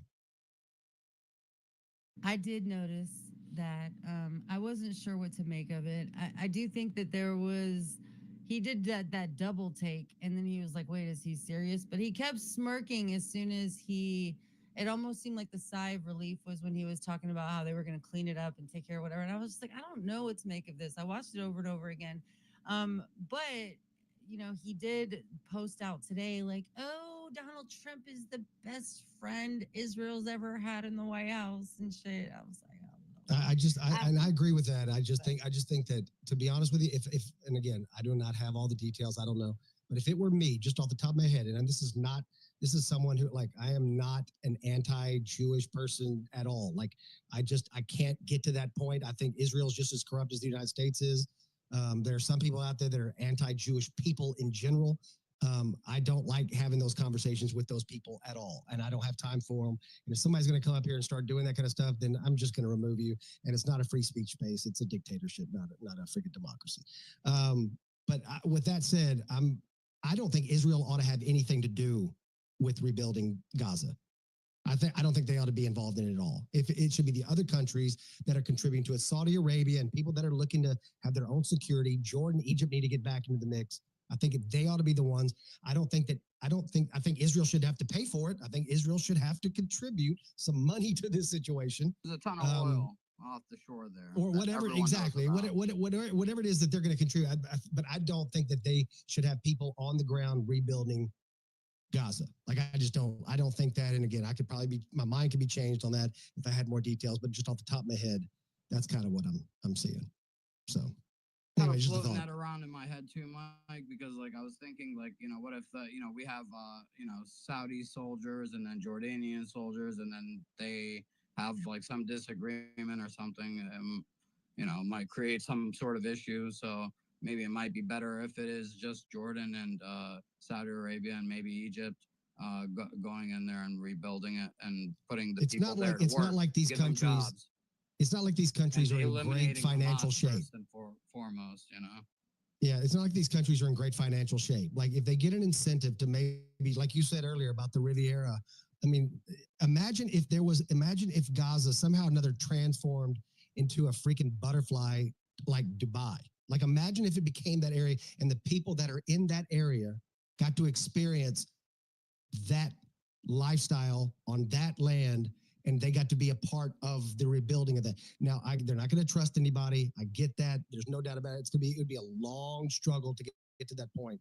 But man, that would be something else if Trump was the one who spearheaded something where we actually could make something good come out of something very, very bad. And again, we'll see what happens, but at least Trump's got people talking. And I think that's the most. You bring up Dubai, Mike. With Dubai, the citizens of Dubai get money from residual like oil profits from there. That's why you can't go to Dubai. This comes back to the birthright citizenship. You can't like go to Dubai and have a kid there. You got to take them to the embassy. Like, my cousin was working out there with a music company, and her child is a U.S. citizen because he was born in the U.S. embassy, area. They won't allow anybody to come there and get citizenship because they get this residual income from the oil. Right. So the people profit, and they're pretty well off. So imagine the people of Gaza that's what I'm are going to thinking. get this money and from the oil that's offshore, and Jordan and the U.S. and maybe even Israel's helping involved. I don't know. We'll see how that turns out. Yeah. And people get paid off of that, and Yeah, no, I agree. I think that, look, it wouldn't be like universal basic income for a small little area like that would not be a bad way to freaking start things out as a type of, literally as some type of reparation and just something to ignite things to kind of kick it off in that area. And yeah, so I think it'd be fine. I think that there's a lot of work to be done, but at least we're talking about it. I think that's the good thing. And what role does America play in it? What is America first? I think America should be involved in it, and I think it ought to be as transparent as possible. Overly transparent, I'm just saying. Well, we'll have to see what happens. Before we move on, though, real quick, I want to give a shout out to my boy Hitch Slap. Shane, I'm coming to you next, but I just want to give a little introduction to Hitch Slap. If you guys are not following Hitch Slap, brilliant cat. He picks things that he studies things for a year. I believe, if I'm not mistaken, Hitch, it's like 3 hours a week or something like that, and you do it for a year. You become an expert on it. By the way, if you want to get in touch with the expert, he answers every single message in his Hitch Slap University. It's on his main page. Go there, just join that community. It's fantastic. He literally will answer every single question that is asked him. So it's a personal service for Hitch Slap as soon as he gets subscriptions. it's probably going to blow people's minds to have access to someone like that. But Hitch does this thing. He does it for a year, and if I'm not mistaken, Hitch, is it safe to say that AI might be? Could AI be next on the agenda for the Great Hitch Lab? Well, I know you're Mike Mac. You've also been called Magic Mike. I might start now calling you Mystic Mike because, yes, I don't know how you knew that. Psychic Mike, 300 IQ. Psychic confirmed. Mike. But yeah, Psychic Mike, let's go. This is absolutely true. Every year I pick a new topic. I spend roughly 3 hours a week. And by the end of the year, it's called small chunking. My dad taught it to me when I was 11. He said, Hitch, I want you to do 1 push-up a day. And at the end of the month, you will have done 32 push-ups. At the end of the year, so on and so forth. And then, eventually I started doing 2 a day and 3 a day and 5 a day. And by the time I was 16, I was doing like 300 a day, 150 in the morning, 150 at night. And it really pays off. Small chunking works. So, yeah, I am doing AI now, 3 hours a week, slowly started to learn. I just got some recommendations of people to look into at the very basic level. And we had a very good chat the other day. You were there. Jordan Daly was there. Alex Utopia, the kind young man, and a few other people. So that really piqued my interest. So yes, I'll be getting into AI. And Mike, if I can, I'll only leave it up there for a short amount of time, if it's all right.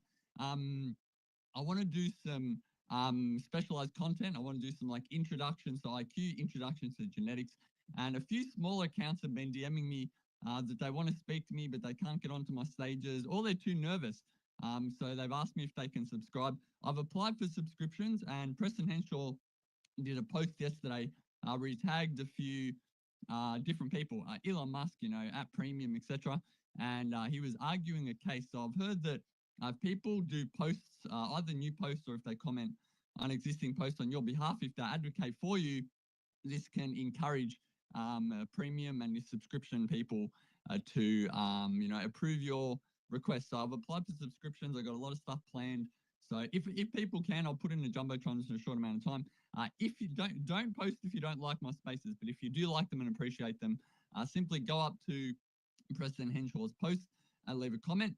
If you're really game and really love me, do a new post and tag at Premium, tag at subscriptions, and Elon Musk and anyone else, and just say why you want me to have subscriptions. I hope you don't mind, Mike. Really gay and love you.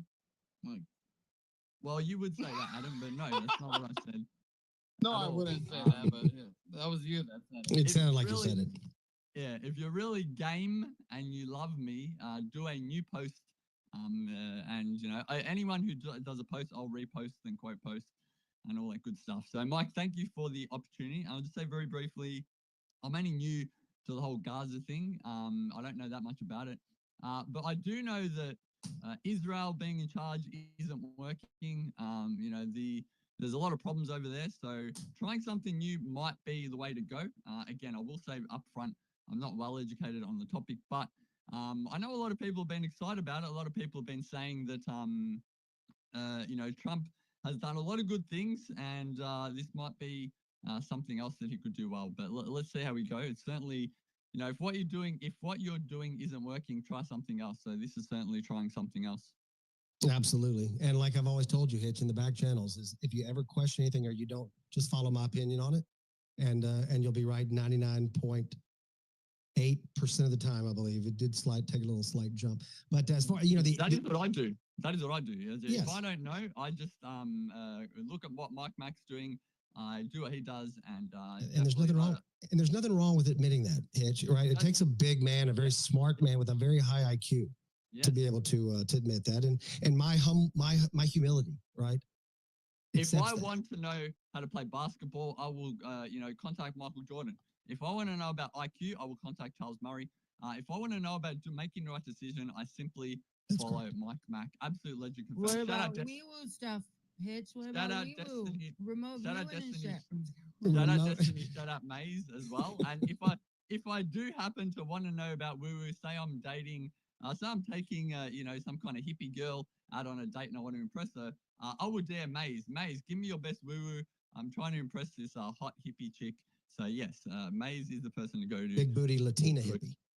Let's go. There you go. Hopefully no dreadlocks and those knickers.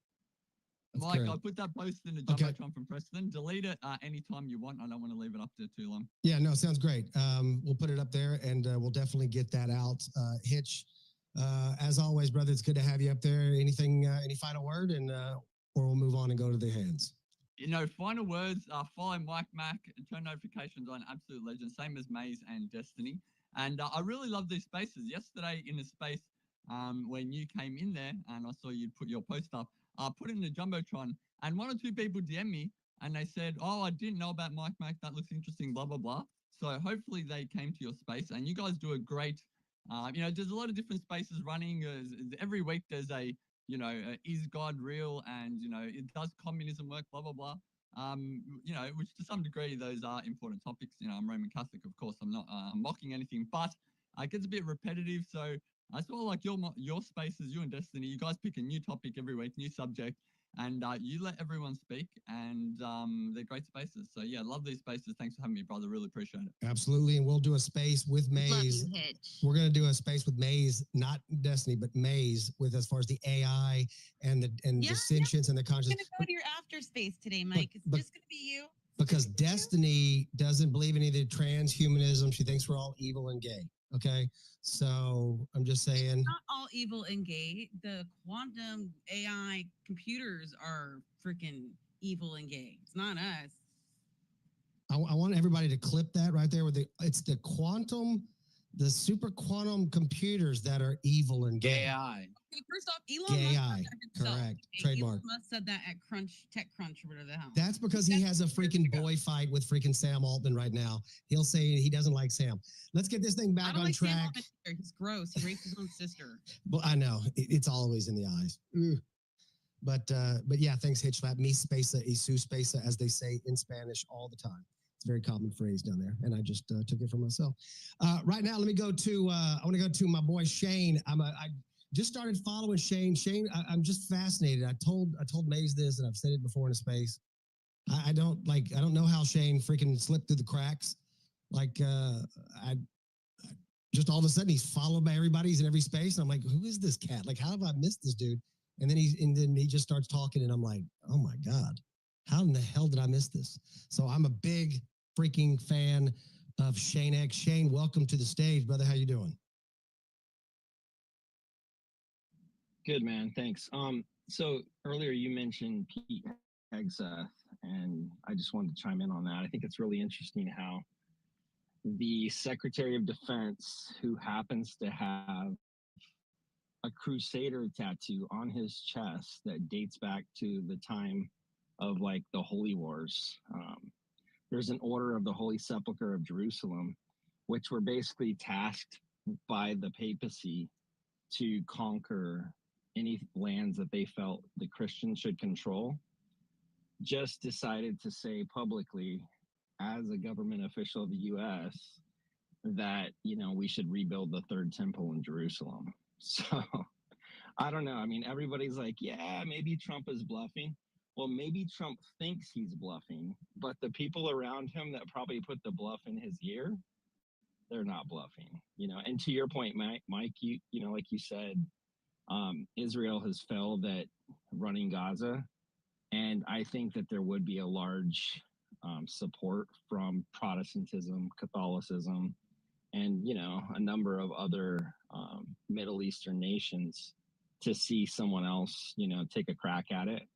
But it's just interesting that this guy that has this tattoo that dates back to the Holy Wars, he was part of like a secret order. Hopefully not the Knights Templar. Just happened to say that. Yeah, well, you look up that order. I know all about I won't. Knights Templar. You can Friday find in the my posts 13th from the and all that last good stuff. So yeah.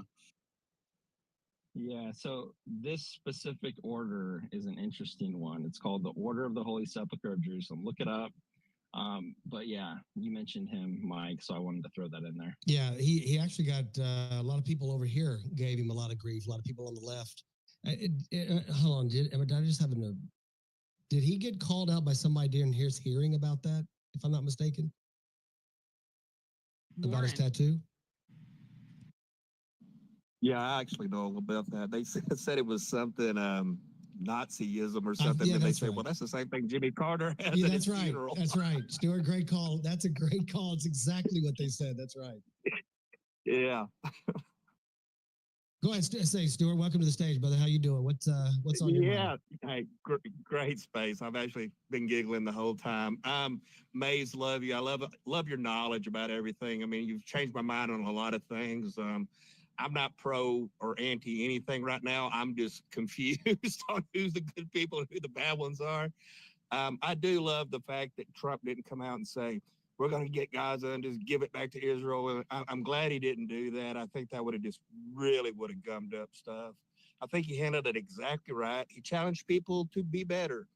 I don't know what the history is with Jordan and Egypt, why they don't want the Palestinians. I have no idea. I don't know if it's an economic thing. I don't know why. But I think him challenging the world, hey, do something or I will, is great. Shane, you just gave me another conspiracy. Now I got to worry about something else. I'm not sleeping much, but I do love the fact that we're talking about it. I do love the fact that it seems like a lot of the hate is kind of going away. I mean, we still have a lot of people just screaming and yelling about Elon, which I think is just hilarious. I mean, it's like yelling at the guy that caught the kid with his hand in the cookie jar, and you're mad at the guy that caught the kid. I mean, instead of being mad at the kid, I mean, he's just figuring stuff out. And I don't care if it's 19-year-olds up there doing it. I mean, they're smart kids, are figuring it out. My boy he's 16 years old, can run a computer better than I can. Why wouldn't we put somebody like him Hey, in Stuart. there? I mean, they're just doing line items. So, Stuart, yes, sir. let me ask you this real fast. Have you noticed how the Democrats are getting on Trump for being transparent, saying that he's a dictator, but he's letting Elon Musk. Now, there's not a lot of dictators that let their boy run the freaking show as a dictator, right? So that's one thing. And so they're just all about this, right? But they had no problem, like, because they're literally putting it out there. This is what we're doing, but they have no problem with the fact that for the last 4 years, we still do not know who was making the decisions for the United States. That Alex Soros That's all up in the exactly White right. House, like compared to Elon Musk, and that was in the shadows. Yeah. At least with Yeah. Elon, Yeah. we're getting transparency. Yeah, that's what they hate is the transparency. That's really what they hate. It's not that. I think if we were just cutting spending and not telling everybody what we're doing, I think they'd be okay. Well, long as you don't mention me, I'm good. But who would have thought that the misogynistic Nazi playboy porn star loving Hitler be the one to come in and save women's sports, and nobody came out for it. Not one Democrat showed up to say, hey, man, we're so glad you saved women's sports. We wanted to say something, but we were scared we'd get, banged up by the people on the left. It's crazy. It is a crazy time right now, but I love this space and I love that we're talking and I love that I've learned so much about the whole conflict. I do wish I knew more of why people are not more accepted of the Palestinians as far as welcome.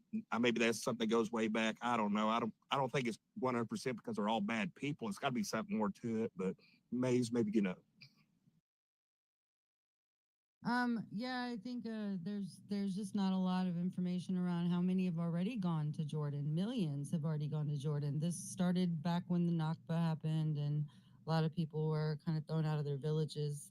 Then a lot of them went to Lebanon, like almost 1 million are in Lebanon, a few million in Jordan. The rest were kind of put into these two sections. One is the West Bank and one is Gaza. And there were 2.3 million in Gaza prior to this happening.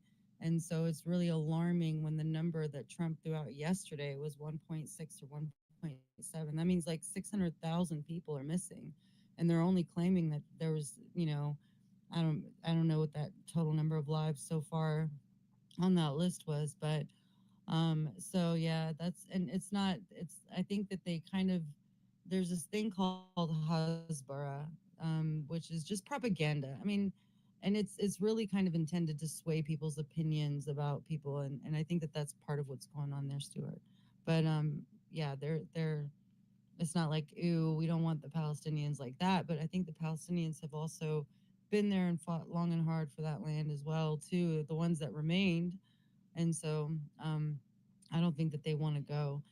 And another thing is that, like, all of the destabilization that's been happening over there, And it's like I mean, we got to be smart enough to know that a lot of this immigration and people complaining in the UK, like, oh, it's all these, Muslims here and all these this that. It's like nobody will point the finger and say, well, maybe there's the problem is that you have the Likud party, this extremely right wing, never wanting peace, government over there in Israel that doesn't want the peace. And so anyway, that's kind of my take on it. It's definitely my opinion.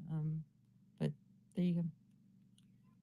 And Stuart, by the way, if Maze's opinion disagrees with my opinion at any point, you can discard her opinion and just automatically Mike just doesn't mean that. Mike is speaking. go to my opinion. It's a common. It's not. Yeah, 99.9% is what I heard. So I took a note. I took a note. Yeah, and as long as you have a note. And- And Maze even does this with her own opinion. Sometimes she'll realize her opinion is not that good. She'll side with mine, even if it's fine. I do have a AI question for Hitch. I saw on Fox News that AI might be able to. Stuart, hold on a second. I know. You're going to hit. I He know. hasn't I even know. started, bro. He hasn't even He started already his knows this. I AI know. journey yet, and Hitch is already getting the freaking AI question. Just go ahead. I don't care. It's more of something he can check into. Oh, okay. I heard that AI might translate the ancient scrolls. Now, if we can figure that out, we might all figure out why we're also screwed up. If we can figure out What ancient squirrels? There are ancient squirrels? Squirrels. Yeah, they're in the trees, man, and you can't get them out. No, I'm sorry, it's my accent, guys. Scrolls, like from I don't know from where. Do you think that AI is powerful enough? Do you think AI is powerful enough to keep squirrels off your bird feeder? No, it is not. That's might when you've do got it. true I mean, AI. I've heard of. You got to use that dog collar thing. Well, go ahead. Go ahead, Dogs Hitchlab. licking themselves. Hitchlab, go ahead and jump in there and answer Stuart's question about AI and the ancient scrolls. And go ahead and give him your input on that. Well, I actually do know the answer to this one, so I'm glad that you asked. And I figured you did. First of all, I've followed Stuart just on his accent alone. That is a absolutely based American accent. Let's go. Absolutely love that, brother. The answer to your question is MikeMac knows. I mentioned earlier that if you want to know the answer to a complicated question, I simply defer to MikeMac. So I do know the answer to this one, and the answer to this one is MikeMac. So I'm going to do a little hand pass.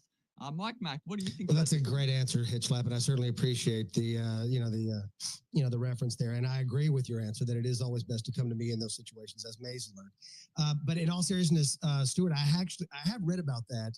And that the same way that it's going to be able to read the cell, like certain things in the body where they can pre-screen for cancer and look for patterns that we just can't see or we don't have the time to, that AI, that is one of the things that it's going to make it incredible, is that it's going to be the pattern recognition that it has now is sick, right? I mean, you can literally just you can take a picture of something and just throw it into AI and it will give you every detail about everything and even give you context of the situation in the picture that you just snapped, right? So the pattern recognition is coming. And I think that they're probably, I would assume they're already doing that in detail. The question is can you get it to recognize patterns through some of that parchment that is so old and so stuck together that the ink still exists, but you can't take the scrolls apart because it would just tear them apart. So will it be able to recognize patterns through layers of other symbols and things like that? And I think that's one of the things that if it can overcome that, it'd be fantastic. But I mean, we got no idea. We had this conversation in 1 year from now. It'll be a totally different landscape AI wise. So, and speaking of America first, Trump has literally said he wants AI to be here. You talk to Penny 2X. By the way, if you guys don't follow Penny 2X and you want some brilliant AI talk, follow Penny 2X. He's on Diligence, one of Diligent's best friends on here, hosts great spaces on AI. And he will tell you that America must be first in the AI race. So that's another question that falls underneath the umbrella of what is America first. AI is America first, and it has to be, and Trump has said that pretty clear. Go ahead, Stuart.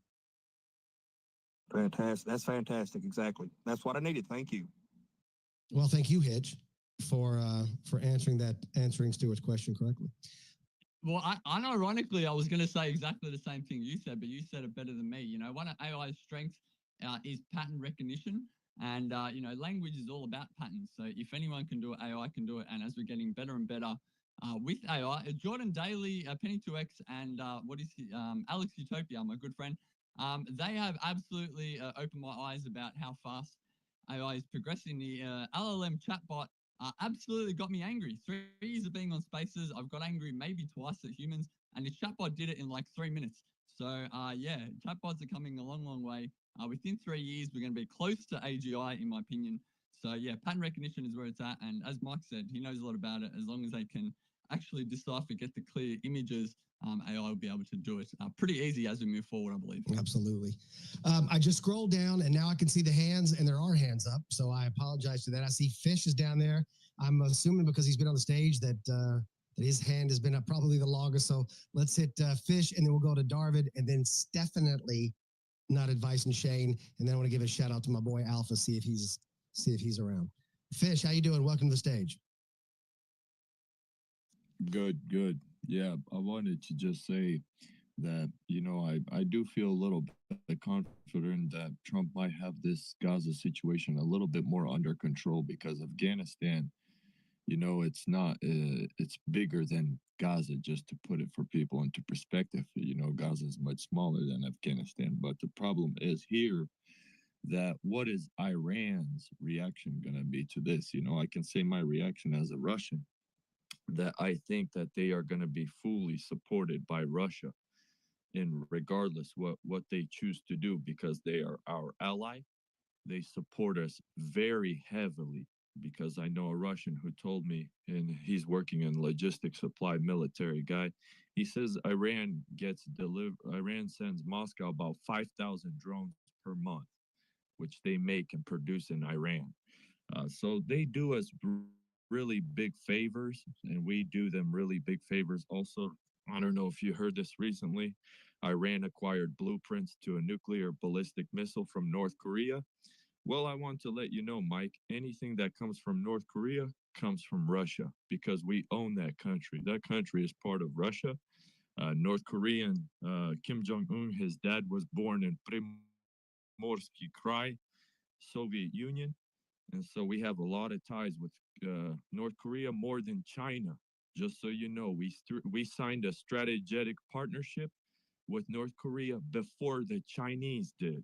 So this is why the Chinese are super mad that the North Koreans are part of the Ukraine situation, because we have a strategic partnership with them. So this is my problem, that when you put American boots in places, in foreign places that are across the world, you're going to get reactions that you did not expect.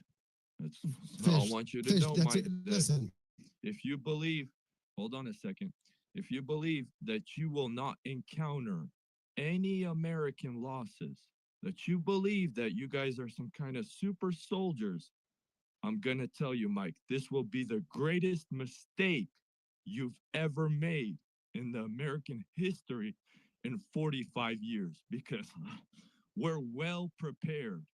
Iran has been preparing for this their entire life. They've been expecting that they're going to have to go directly to war with United States of America. And they've been preparing underground missile cities. They've been preparing naval strike capabilities. For example, they've launched just 2 days ago, they demonstrated that they have an autonomous, like what you say, AI capability. They have autonomous underwater drone that doesn't need an operator. It goes underneath the ship and it explodes. You want to test that technology on American soldiers, Mike? We can test that technology. Fish, let me ask you a question. Fish, let me ask you a question. Your U.S. Navy. Let me ask you. If you think you guys are not going to have any losses, Fish, hold on, everybody stop. Right now, Hold you're on. going to encounter Go ahead, losses Fish. Go ahead, bigger finish than your thought. Afghanistan. Bigger than Fish, Afghanistan. why are you so? Mike. What are you so? You mind if I ask? What upset you so much just now? Because we're going to lose American No, we're not. troops. We're going to bring back hold on a American second. body bags. You want that to Fish, happen? calm yourself. Mike. Fish, calm yourself for a moment. Listen, Well, you have I'm to ask- ask I'm trying to yourself ask- this I'm because trying I'm to ask you a Russian question. and Iran is our Listen, ally. Fish, hold on. Let him respond because I think, and I didn't hit the mute. I didn't hit I the did. mute. I love Fish's passion. I do I too. think that he's definitely pro humanity, and I think that he's just kind of like, this is I just, but let's have a back and forth. I don't think anybody here is like disagreeing with what Russia can do. But let Mike have a back and forth with you, Fish. Go So, ahead. Fish, what I was going to say is that I agree with you. I think that what you were saying at the outset was correct. I don't think that there's any. I don't think there's nobody in this room wants us to put troops anywhere over there. Like we don't want our troops to go anywhere to fight any of y'all, not any of y'all, but anybody else's crap. We don't want it. We've done it. We don't want to do it anymore.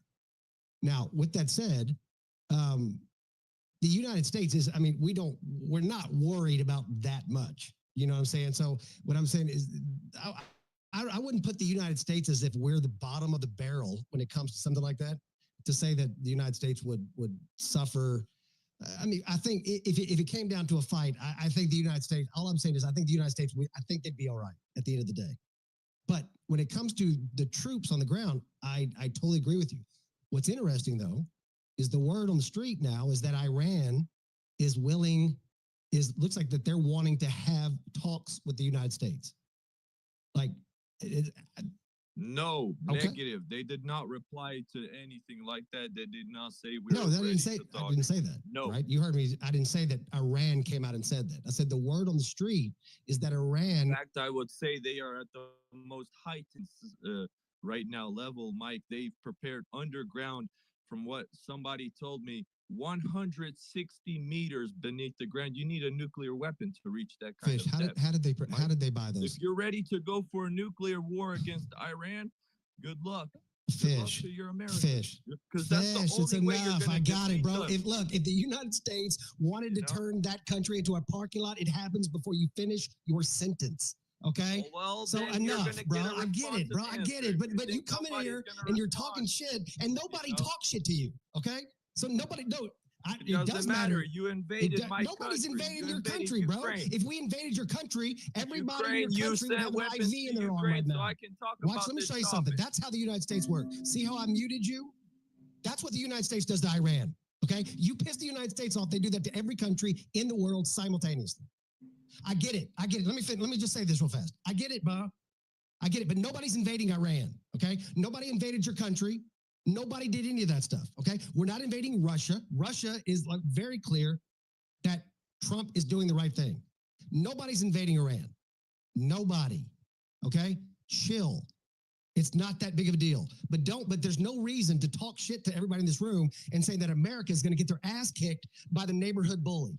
That's not going to happen. It has Look, Iran has you no put impact American on us. troops in Gaza. Listen to me closely. You put American troops in Gaza. I'm going to make it You very already did clear make it for you. clear. I They're just gonna refuted it become and made you look like a target. freaking idiot. They're Nobody's gonna doing it. become a target. Nobody's But if we doing it. Are you understand understand what I'm saying? Do you want American body bags? Mike, I can give you American body bags. If you want Stop. American Stop. body Let him bags, go. Okay, let's go do ahead this. and Let's do put this. troops in Fish, Gaza. hold on a second. Fish, I'm gonna give you another 30 seconds to tell me how you're gonna put me in a body bag. Go ahead. No, do it. Hey, listen, Mike.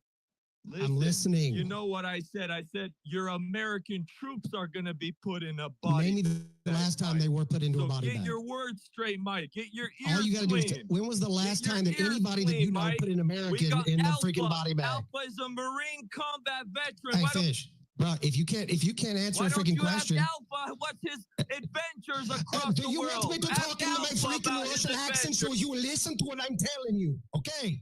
You have never put a freaking American citizen into a body bag, okay? Chill, bro. God dang, man. I mean, I can't believe that I let someone... Oh, you're gonna. You don't That mean means you haven't learned your lesson. From what I Fish, heard let from me show you, you. haven't learned your Fish, lesson in Fish, Afghanistan. You understand so that don't all I gotta worry. do is boot Put you. If I didn't get the American kick troops out in of what you were Gaza, saying, we're gonna teach you if a I didn't get a lesson, kick buddy. out of the shit We're you were gonna saying, bro, you wouldn't be on the stage. Oops. Dude, I walk away for 5 minutes to get me like Come a on, drink. Destiny. You gotta let me have a little bit of fun every now and Happens. then. Like, this is Maze. Like, you gotta keep He this wouldn't boy let happy. me Mike knew this was gonna happen. That's why I brought him up. Come on. The sound bowls. Don't alchemize. Now, these going back to All right. Doc, and I'm going to Good go to Alpha real entertainment, quick because Mike. Alpha was named. But let me just real quick, Doc. See, that's that American spirit I was talking about, baby. Saw what I did there? See how we brought But it? see, I was waving the flag and everything. I had the flag waving. Good stuff, baby. my USA. heart goes out with Fish because he's very passionate, and my passion comes out in tears. His comes out with "fuck you." You'll be home in body bags. I mean, but we still it all comes from the Fish, same I'll place let of you back. love. First of all, Fish, Not one. I did not boot I you. did. Somebody else did, but Destiny did, and I'll bring you back up in a minute. Just let a couple people that talk before you start telling them they're all going to be in body bags. Alpha, jump in there, brother. You'll probably need the sound bowls after this. Listen, we don't want war anywhere in the world. I think MAGA, America First conservatives, and Trump himself have made that very clear. But there's a difference between battles and war. We will be involved in battles. We will be involved in black op operations. Like that's just going to happen. That's it's the nature of the beast. That said, there's nobody that's going to topple the United States military. And let me explain why. When we're in Iraq or Afghanistan or these other parts of the world, but I'll speak specifically to Iraq. That's where I spent the most time. We were destroying our enemies. And I'm not, and one, this is not a testament to should we have been there in the first place. I concede that argument. I'm talking strictly the actual combat element of these wars. We were destroying people. And this is while the Pentagon and our government was restricting us, not giving us the proper equipment, not giving us the proper munitions. They literally didn't want certain things to be accomplished. So even with our own government trying to rug pull us because, the military industrial complex, our fighters are so damn fierce that their own government trying to sabotage them doesn't allow them to lose the mission. When you look at Afghanistan, even on the withdrawal, we were out there handling business. And then once again, you had the government sabotage it to where we had the explosion that took out our service members there. It's just not going to happen. And I'm not saying that the other warriors in other countries aren't qualified or aren't good. I've fought, alongside a lot of different military people from different countries. They are good. There's just something different that's hard to put into words when it comes to the American military. That said, if you guys were listening to Pete Hegseth yesterday, January had the highest enlistment recruiting numbers in 15 years. That's just because our young men know the leadership that's coming. And that's probably also including some that came out that are probably coming in through the re-enlistment process. That's a testament to you still have Americans that are saying, hey, we don't want wars, but we're still going to put our best in uniform in case somebody wants to fuck around and find out. And what I can tell you is you don't want a dick measuring contest when it comes to the U.S. military. When we talk about, well, Iran has this, or North Korea has this, or Russia has this, you think that the American military has really just been sitting on its thumbs? No, you have these covert operations, you have these classified things. They've been doing the same damn thing. All the tech that we're seeing is stuff that's probably 15 to 20 years old anyways. So when it comes to the tech level, all countries are probably still within a very similar setting of each other. Even when it comes to AI, everybody's kind of lying about where they're at. So when you look at everything else being pretty much balanced, what's the separation factor? And it comes down to the actual individual fighter. And I'll land here, Mike. Whether it was the Australian guys, whether it was the Israeli guys, the IDF dudes, or the European dudes, every one of them, when they talked to us, said, hey, man, your Marines at the Chosin Reservoir, the frozen Chosin, those guys were monsters. The Marine Corps, when people say, where does the name Tufan Udin come from? That the Germans literally said that when the Marines were coming over the hill, that it sounded like the dogs of hell were unleashed. And that's actually how we got the name Devil Dogs. Don't fuck around with the Marines because you'll lose 100% of the time. Amen, brother. I always like look. I love the way Alpha. When Alpha says stuff, he makes it seem so. See, he lets me get emotional and use my freaking parts of my brain that I shouldn't be using. I mean, my God, I have a Texas accent, and I'm teasing somebody else's Russian accent. That's terrible. That was the look. I can't do Hitch's accent. Just imagine if I could do an Australian accent. It'd be incredible. Think of it. It'd be unbelievable. It's like the hardest accent in the world. Like it's Bia. That's all I can say. I can say Bia. It's hard. Anyway, but if I don't know where if he's still down there, he was there, but now he's not there anymore. Well, but- now we'll need the sound bowls because I'm pretty sure he might have left because of what Alpha said. Cleo, Anyway, look he's out done. for the water. Anyway, there he is. Okay, so here we go. Just real quick. Yeah, he's back. Real quick, Fish. I'm gonna let you back up. I'm not gonna. You can make fun of my Texas accent, but I would appreciate it if the only person that we make fun of this room is Destiny. Okay, it's just the best play. Shut up, Stephanie. Don't put a thumbs down on that. You know, good Maze. I mean, we're not going to make fun of Destiny. Well, that's for the. You're right. That's for the after space. We'll do that. Okay, so I'm gonna go ahead and call Fish up, and Fish can, What either afterspace? he can make fun of my. First time hearing of it. He can make fun of me making fun of his accent, or he can address Alpha. Either way, go ahead, Fish. Oh, well, thank you. I wanted to say I like Texas. Texas is good.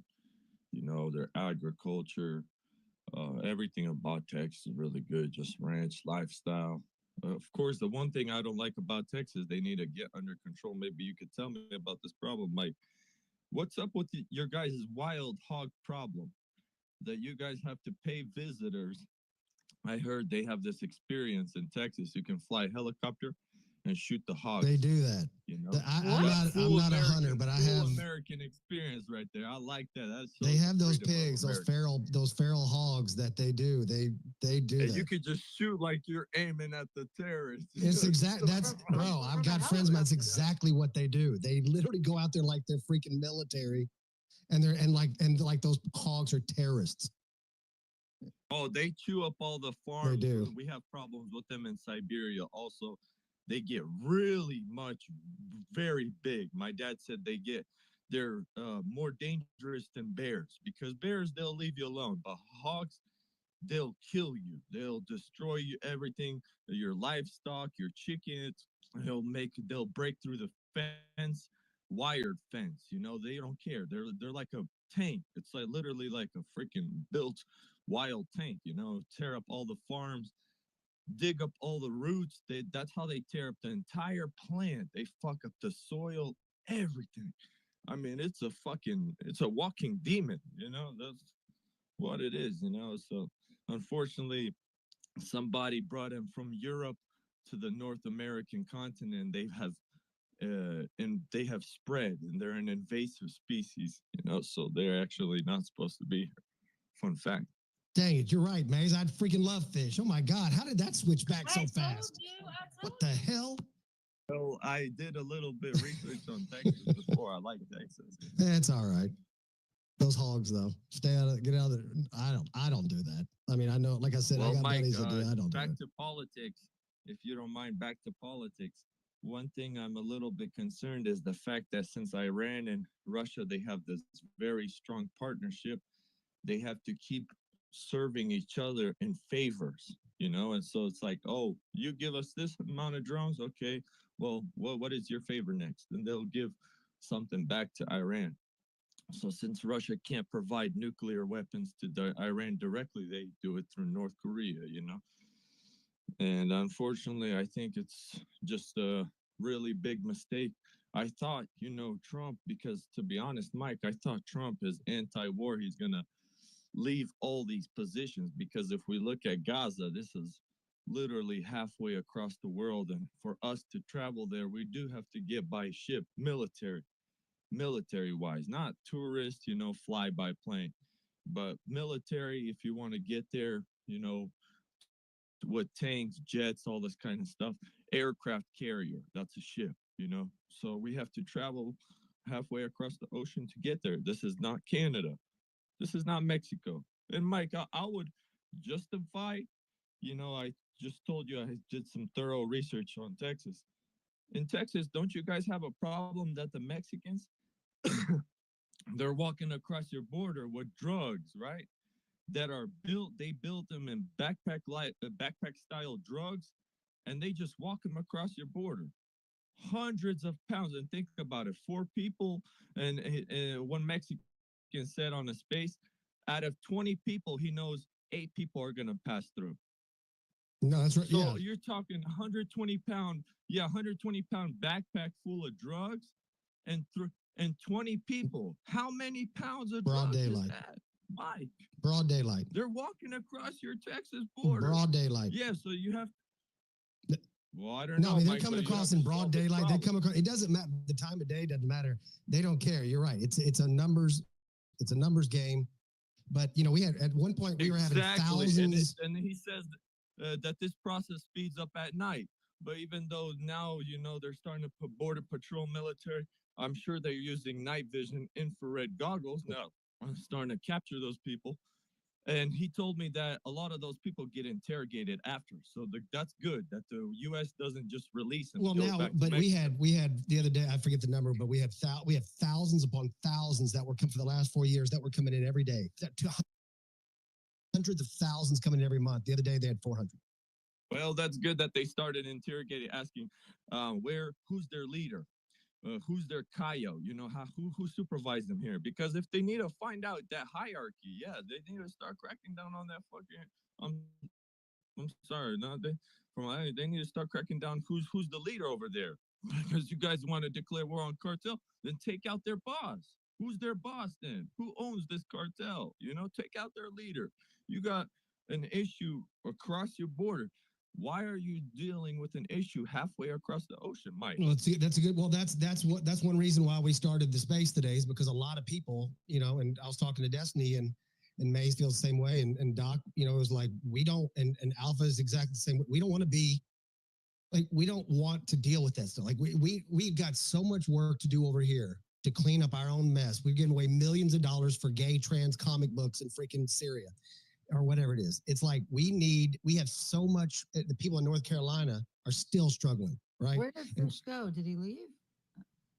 I just saw Well, him drop. the other side of that too, though, is everybody thinks that the head of the cartels are the big boss. And if anybody's listened or studied behind Colonel Towner, and you look at the weapons trafficking and their narcotics trafficking, the people that run the cartels, they're not in South America. That's a trip we need to take to the Middle East. I would argue that we need to just keep the trip right here local. Like Operation Fast and Furious did not do anything beneficial for the cartels except for give them all of our guns.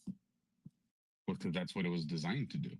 That's what I'm saying. That is if we have exactly what it was problems here, we don't designed even to need do. to go to the Middle East to look for problems. We have plenty of True. No, but see, this is the same issue with law enforcement. Law enforcement does these arrests, and they're big arrests. I'm not taking away from the investigators, but you can ask any one of these investigators, and they know had they stuck with that investigation, they could have got to the root of the problem. But in this day and age, it's all about stats, headlines, and what you need to get the grants. It's not actually about resolving the issue. And that's what I'm saying. If we can attack cartels all day, they're going to replace themselves, just like we always say. It's RC. There's 5-6 guys lying in wait. If you want to end cartels, you need to end where it originates. And all of these problems originate to a really small place out in the Middle East. People just don't like to talk about it. True. All right, let's get to some of these hands real fast. Definitely not advice has had her hand. Oh, I'm sorry, Darvin. I was going to go. Sorry, Steph. Oh my God, that cut her off. That definitely can go. Darvin, jump in there, brother. How you doing? Oh yeah, she can go. Definitely can go. Oh, okay. Well, appreciate that. Stephanie, not a dude. Do you not like that name? Seriously. Okay, so since you're gonna keep making fun of me, Okay. I'm just gonna go on a rant. Which No, Stephanie, we're closing the space in the next 2 no, hours. you're not. I sat here and listened to someone lose their shit over something in Russia that had nothing to do with this. So now you get to listen to me lose my shit because here's the thing: I try and leave this god awful place. I try and take a break and calm my nerves and live my life. And then all of this dumb shit happens, and you guys suck me back into this awful, awful place. Okay, so first of all, The worst thing any of us ever fucking did was try and make an honest living in this corrupt fucking system. All I'm hearing now is that I should have filed for some dumbass grants through USAID and made myself millions of fucking dollars and I'd have my goddamn house right now.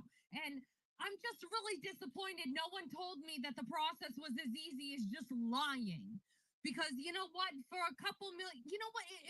It's not even that much because they keep saying, like, oh, it was just a million here and there. Like, why didn't I get a couple million? And it's probably freaking tax free because they run it through fucking charities. What were we all thinking? We've had universal basic income for fucking decades. We just didn't fill out the goddamn paperwork, okay? So now I'm fucking pissed. I just found out that I missed out on the bag. Okay, I try and take a break. Maybe I'll build my house this year. Then I find out somebody's going through these goddamn data dumps that people are making millions of dollars. Oh, Politico is offering something. It's only $34,000 a year. You realize there are people who would love to make $34,000 a year to do fucking nothing? Give me $34,000. I'll do fucking nothing too. Okay? Oh, but it's really important. Politico is a news organization and they can fuck off. They shouldn't get any money from the government, whatever.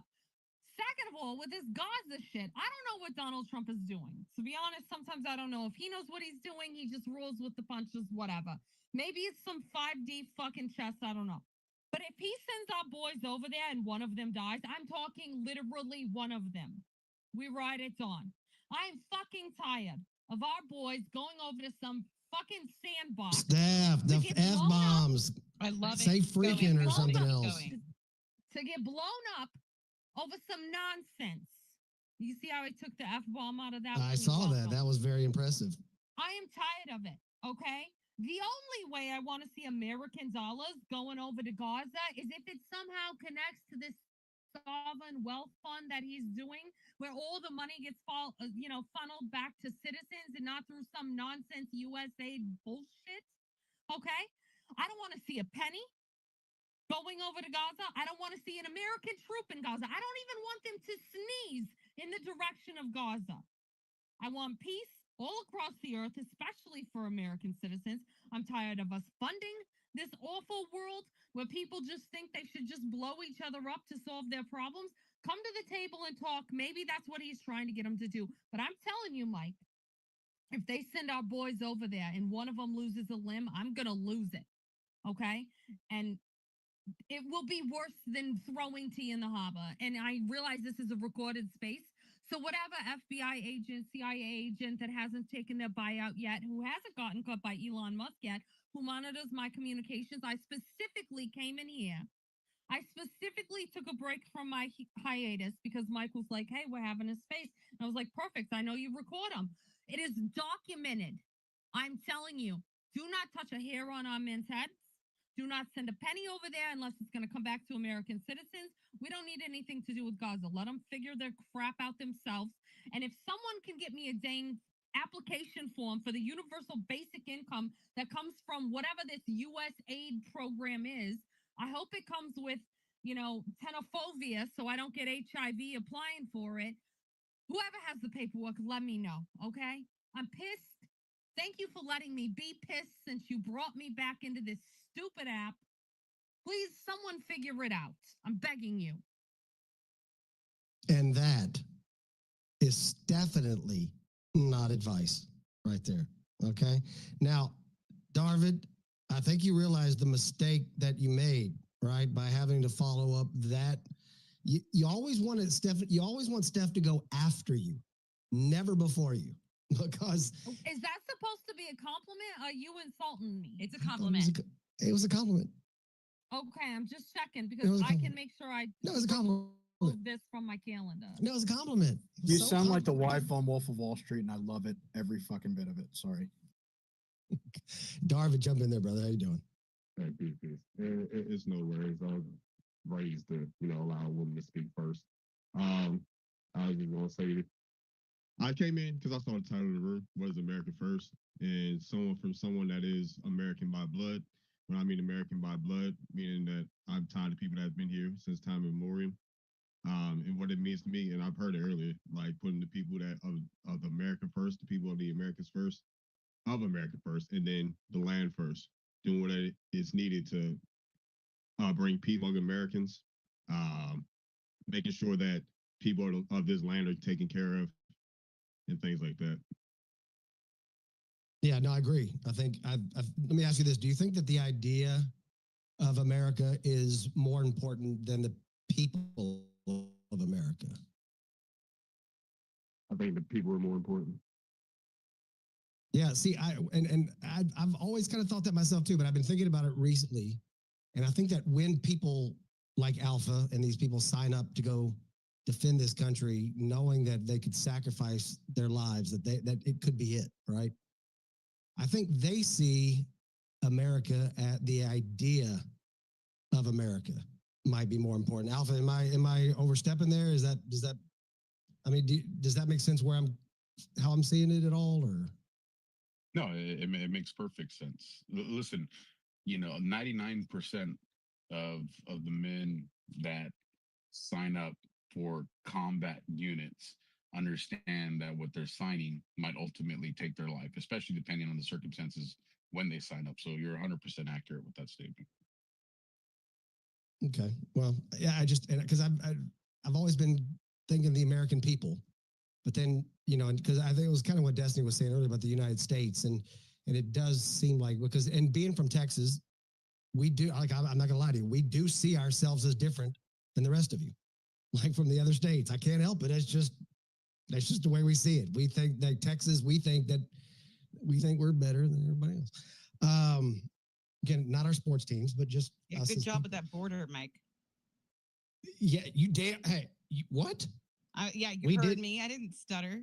No, well, normally you do, or you just don't make sense. But No, that's your brain glitching, Mike.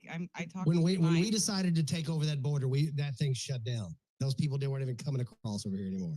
Talking about You guys like take that from Mexico and then you don't even secure it. I don't understand what the motive was behind. we the got a whole partner. Alamo. We got I a don't get it. partnership with Mexico. Our whole state has always been Spanish. It's been black, Hispanic, white.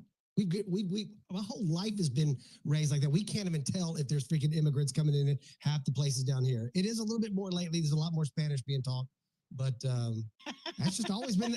It's the northern people that's funny. The northern people have always told us in the South that we're racist and we're all this kind of stuff, and it's like we've always been integrated down here.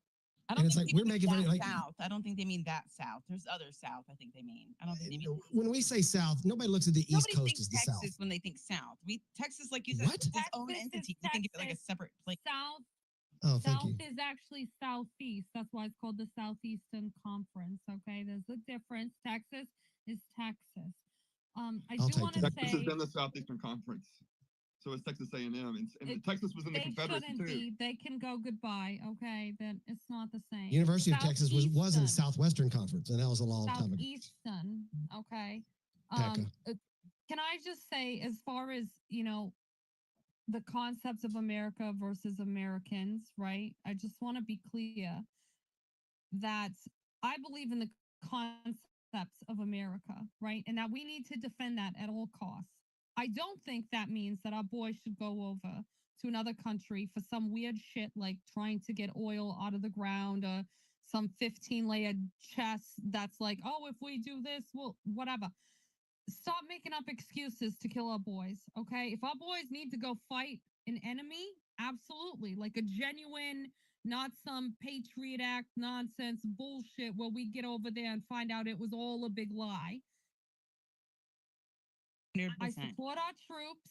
I support them defending the idea of America, right? Because that's important too. What we were founded on is important. And they're here to defend Americans as well.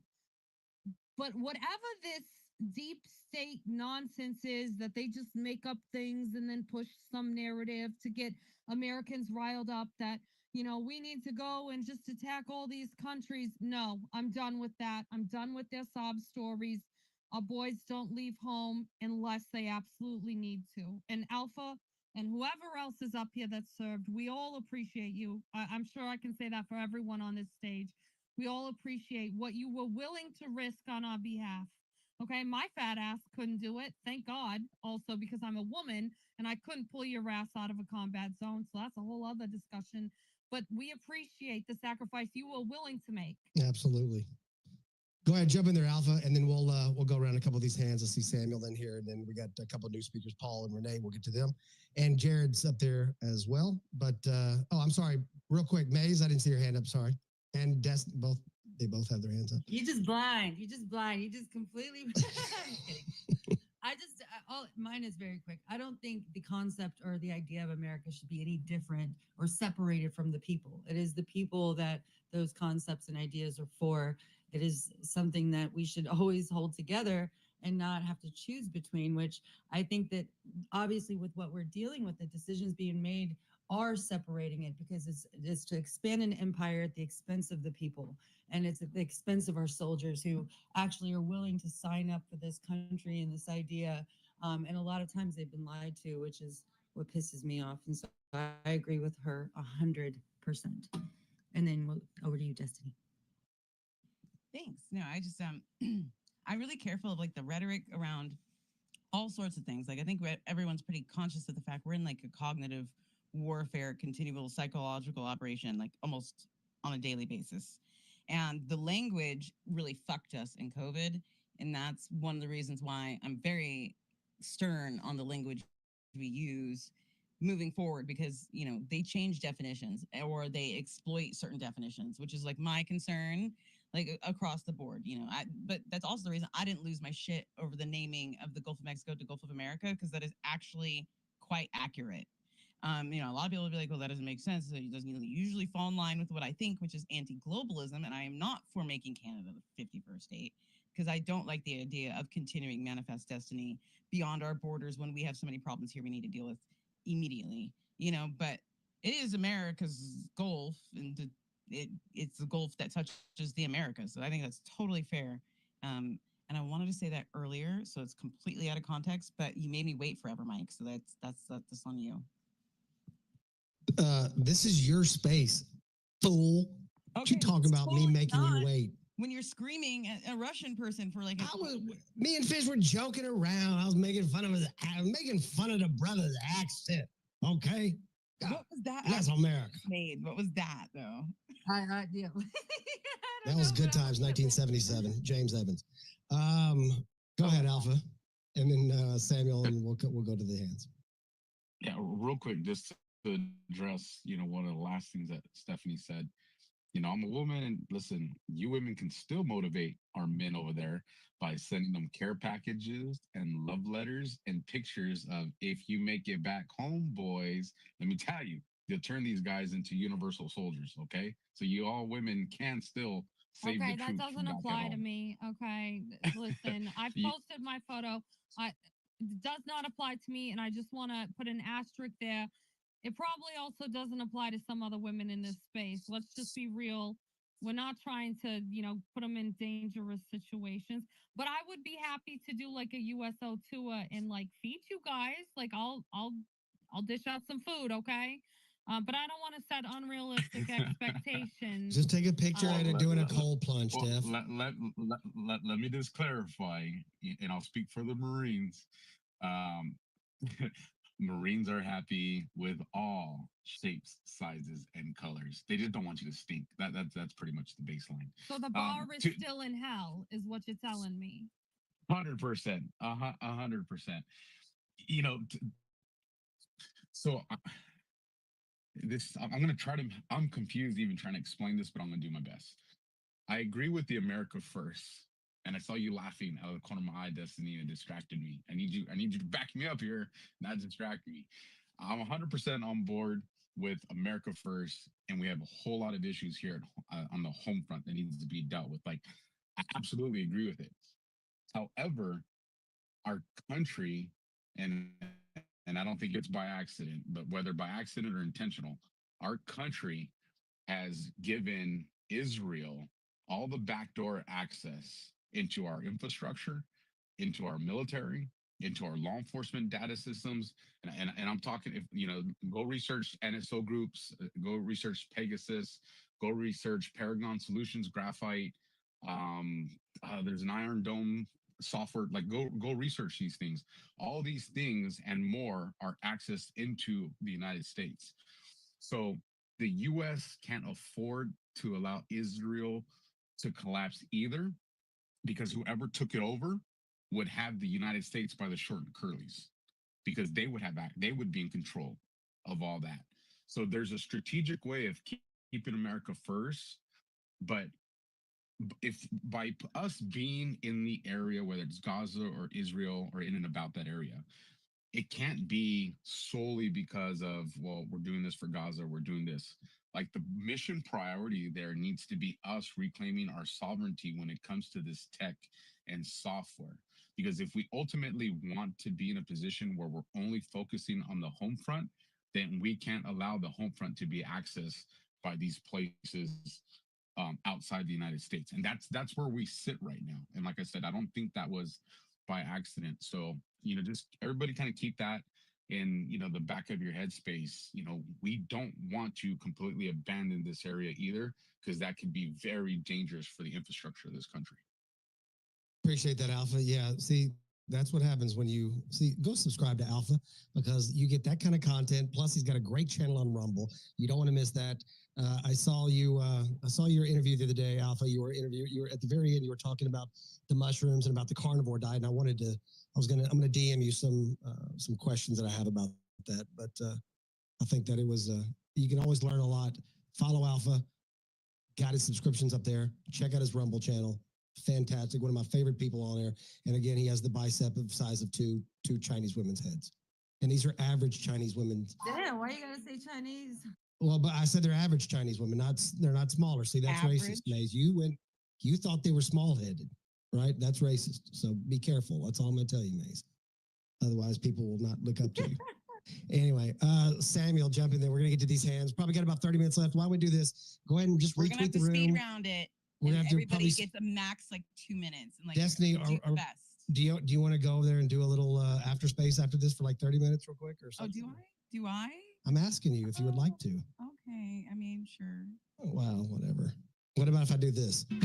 Destiny!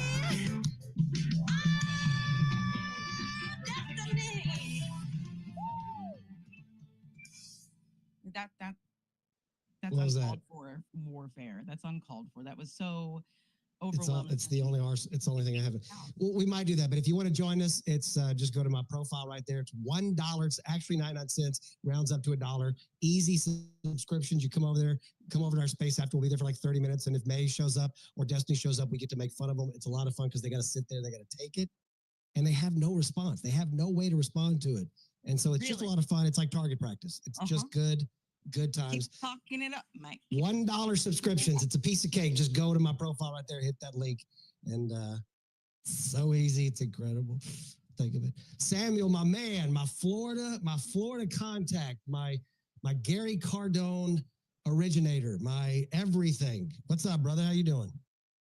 What's going on, Mike? I try to come to every one of your spaces. I feel bad because I haven't been super consistent. So anytime I see you, I'm like, okay, I got to get on the space. And I always see Destiny. I see Hitch. I think Hitch left, but just shout out. I love that guy. So just been enjoying the conversation on the Israel-Gaza stuff, the America stuff, the Russia stuff. I don't know if you want my opinion on anything specific because I know you're short on time. So happy to, if there's anything you want me to touch on, or if you want, because I don't want to just ramble. Well, yeah, so a lot of people, when Trump came out and said this stuff about, owning it and taking it over and stuff like that, it shocked a lot of people, right? Even though we've seen Trump do this a million times, right? He says these things, it calls attention to it, and then other people step up. Like, think about it. Everybody said the tariffs were going to wreck the world, right? 4 countries, pop, pop. It was over. Just like that. Just like that. And now we have troops at both sides of the borders, right? So what did you think when he said this? Did you think that we're going to send military troops, we're going to plant our flag in Gaza, we're going to own the Gaza Strip? Or do you think that maybe this is Trump doing his thing like, hey, if y'all haven't fixed this in decades, if you're not going to do it, we will, which kind of makes people say, okay, hold on, whoa, okay, we'll get into it. We'll look at it. What do you think? Yeah, it's very interesting and it's of course nuanced. Basis number one, Trump does not like Netanyahu, and anyone trying to say otherwise, I think is completely wrong. Trump is not like Netanyahu since 2020. I don't think Trump is owned by Israel like a lot of people claim. I don't care how much money the Adelsons gave him. I think it's far more nuanced than that. So I do not view this as some strictly pro-Israel move. I think, in fact, and this is where it gets tough because I'm not for like foreign intervention, and I don't necessarily like the idea of America owning Gaza. But how I see it probably happening is there's going to be a coalition between the United States and Arab nations, and because really what should have happened, but Trump wasn't in power, is as soon as October 7th happened, the United States should have immediately gone into Gaza and prevented Israel just genociding everybody and then taken out Hamas. The current situation worked in Israel's favor to the point where I do believe they're just killing citizens. I do believe they want the land grab. And I also do believe that Hamas is a terrorist organization. You can believe all those things at the same time, right? I think that's consistent. But the way things were handled under the Biden administration essentially just allowed for more people to die than necessary. So, as a matter of fact, like if we're going to be the policemen and if we're going to have relationships with Israel and if we want to prevent like Palestinians from dying, which once again, right, that's kind of the larger discussion. Normally, I'm very like, I don't want to be involved in what other people are doing. But as long as we're still like in that Middle East and got to figure some stuff out, I think as a negotiating tactic, this is probably Trump's way to actually start exiting out of the Middle East, which is probably counterintuitive. But as long as you have like an Israeli lobby and a lot of people who are pro Israel in the United States, you still have to have some kind of balance.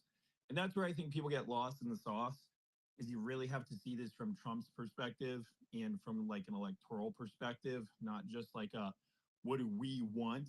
Because I know what I want, but at the end of the day, I really need Trump to maintain his coalition and get elected and have like a coherent strategy. So what I envision is probably Trump getting a coalition together. The United States is essentially telling Israel, no, you're not going to own Gaza. It's not yours. We're going to develop a coalition of probably Arab nations and include Israel in it. And we're going to develop this piece of land, get rid of the terrorists, and make it an economic hub that's probably tied to the region so that Israel just can't have their way with it anymore. Because the fact that Gaza is so poor is one of the reasons why they're able to do what they want to do. In 2016, 2017, I was actually talking to a guy whose main mission was to link businesses in Palestine, both the West Bank and Gaza, with American businesses, because the idea was if we can get more economic investment in Gaza, in Palestine, there will be an American lobby to not have them get bombed and not have terrorism because we have an economic interest, much like people have discussed with Israel. So I think I'm for his move. Of course, I'm talking early. I don't know exactly how it's going to play out, but I think it's more than we're seeing right now. And because I'm confident that Trump is not just some Israeli puppet, I know this isn't some like, oh, Bibi Netanyahu's forcing him to do something. So that's why I feel currently very comfortable with it. But we'll see. I could very, very well be wrong and just be eating my words like 2 months from now, and I'd be happy to do so.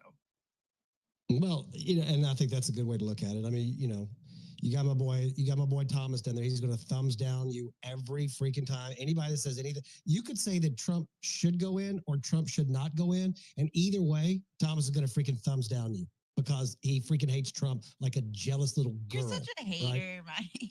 He does. He does. I'll bring him up. I'm going to bring him up in a minute and let him freaking talk. I'm going to bring him up. I don't have to look at him as long as I don't. Sucks as long as it I don't want doesn't to. like ring for your echo chamber, Mike. You gotta let dissenting voices. You just screamed at a Russian for like an hour. I'm gonna let him up. I said I don't want to look at his face. I think it's cool That's he has why. a face now. Flag. I actually do like his profile pictures. Actually, I do like his profile picture a lot. Actually, He's blocked me and added me about 15 times. I So we're know. friends, I think. Were we friends again? Yeah, we're following each other. That's normally what people do when they love you. He just secretly wants to date you. That's why. Oh, he no, wants facts. attention. big. I'll bring him up in a minute. Let's get to a couple of these hands. Who was next, Des? Or Maze?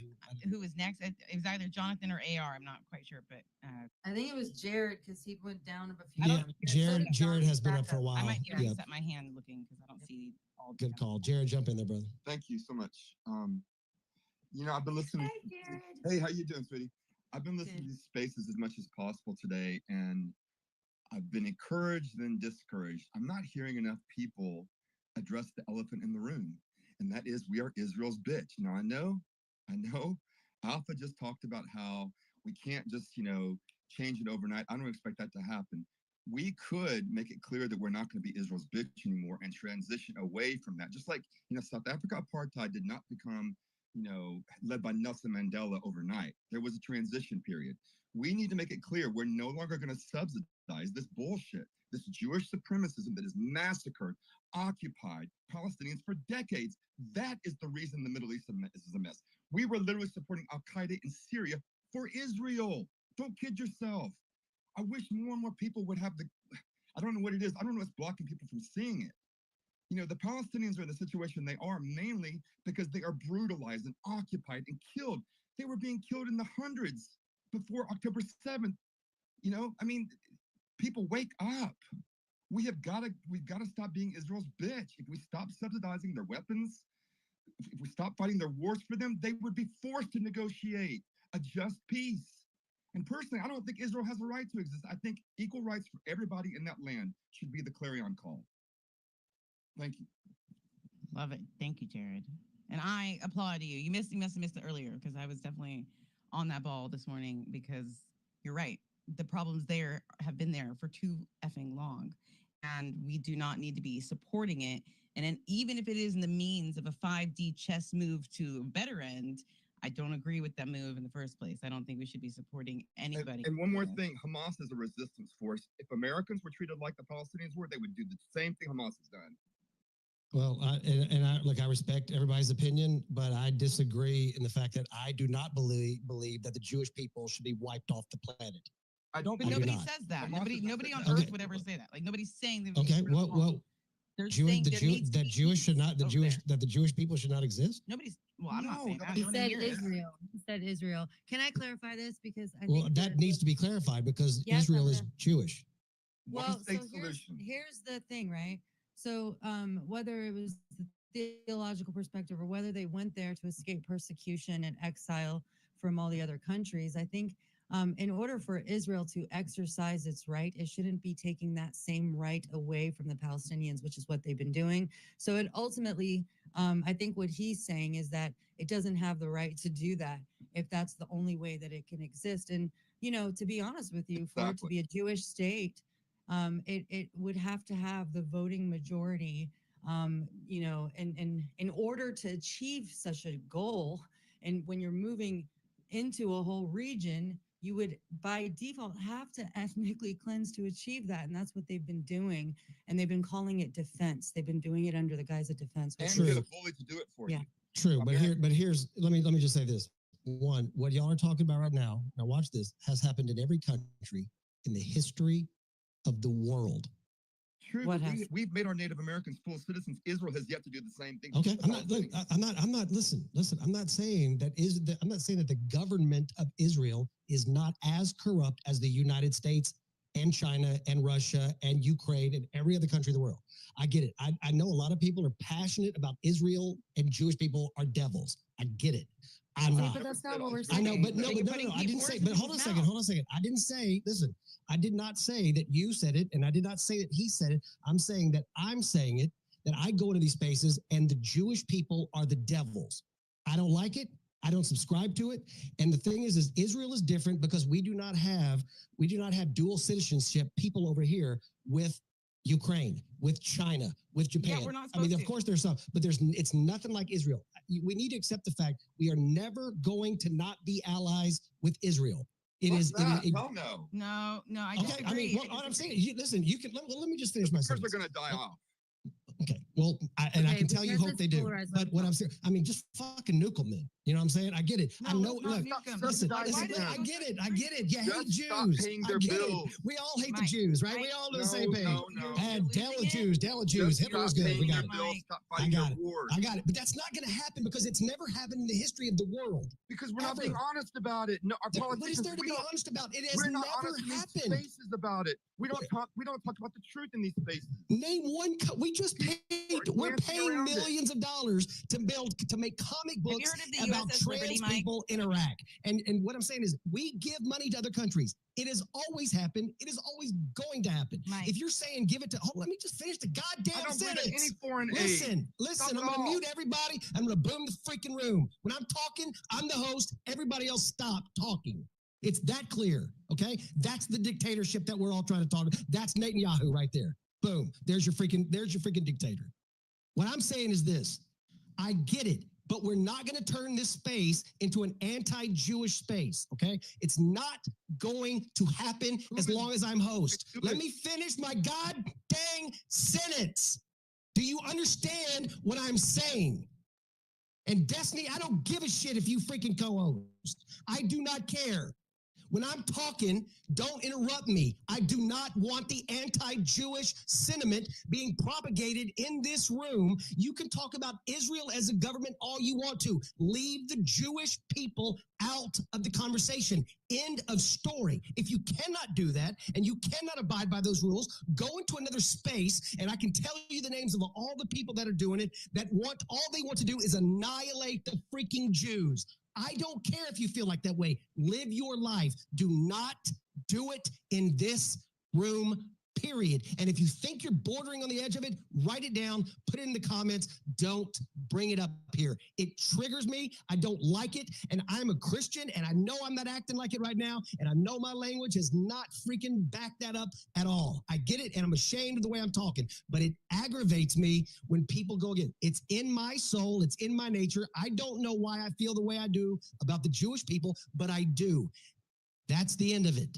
Okay. If you don't want to give money to their government, fine. Make your case against it. I don't care if we give money to the government. I don't care. Should we pull back money from them and make them negotiate?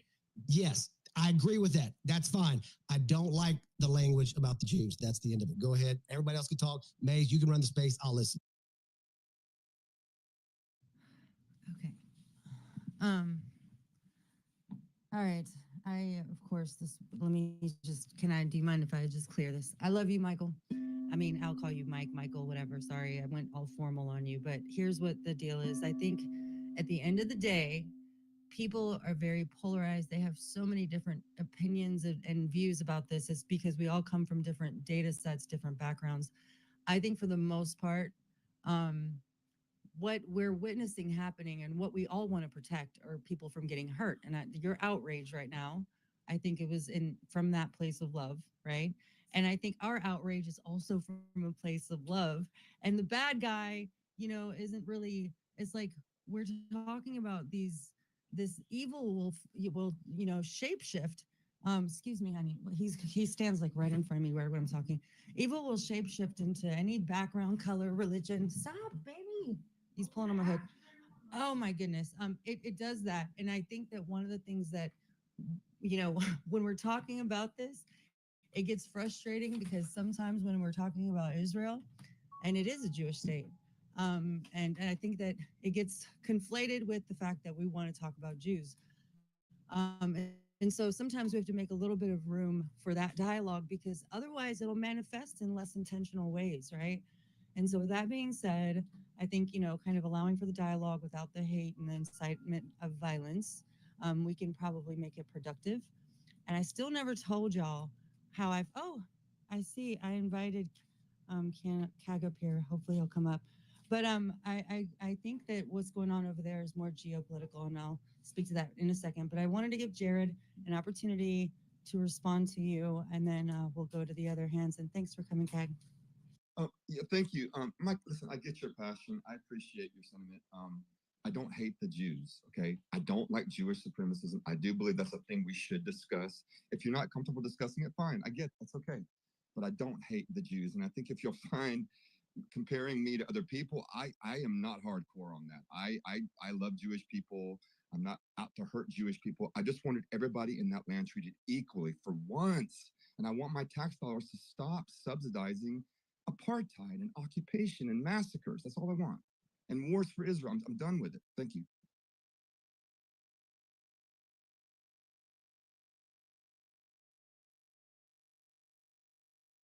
Sorry, I was trying to get Destiny back in here, but then you stopped talking so quickly that I had to delete the message. Anyway, thank you, Jared. I appreciate you. I know your heart, and it's coming from a good place, and we'll come through it.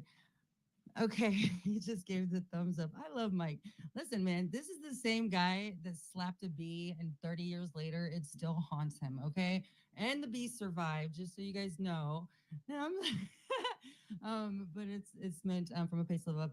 Guys, just real quick, because I invited Cat here, I wanted to just shortcut to him, if you don't mind. He did come in per my request, so I wanted to welcome you. Thank you so much for coming. I've been following your posts almost like a crack addict on crack. Literally, like, what is he gonna say next? Give me that hope. And Alpha gave me some hope last night as well. And so, what's your take? Tell me what you think is going on. What's America first, and what's up with this whole Gaza stuff? No, thanks, Maze. Thanks for having me. What happened? He like disconnected. It almost felt like some. Anyway, I sent. That was me. No, I am talking. I'm freaking. I had the mic muted. I hit the wrong button. That was my mistake. Apologize.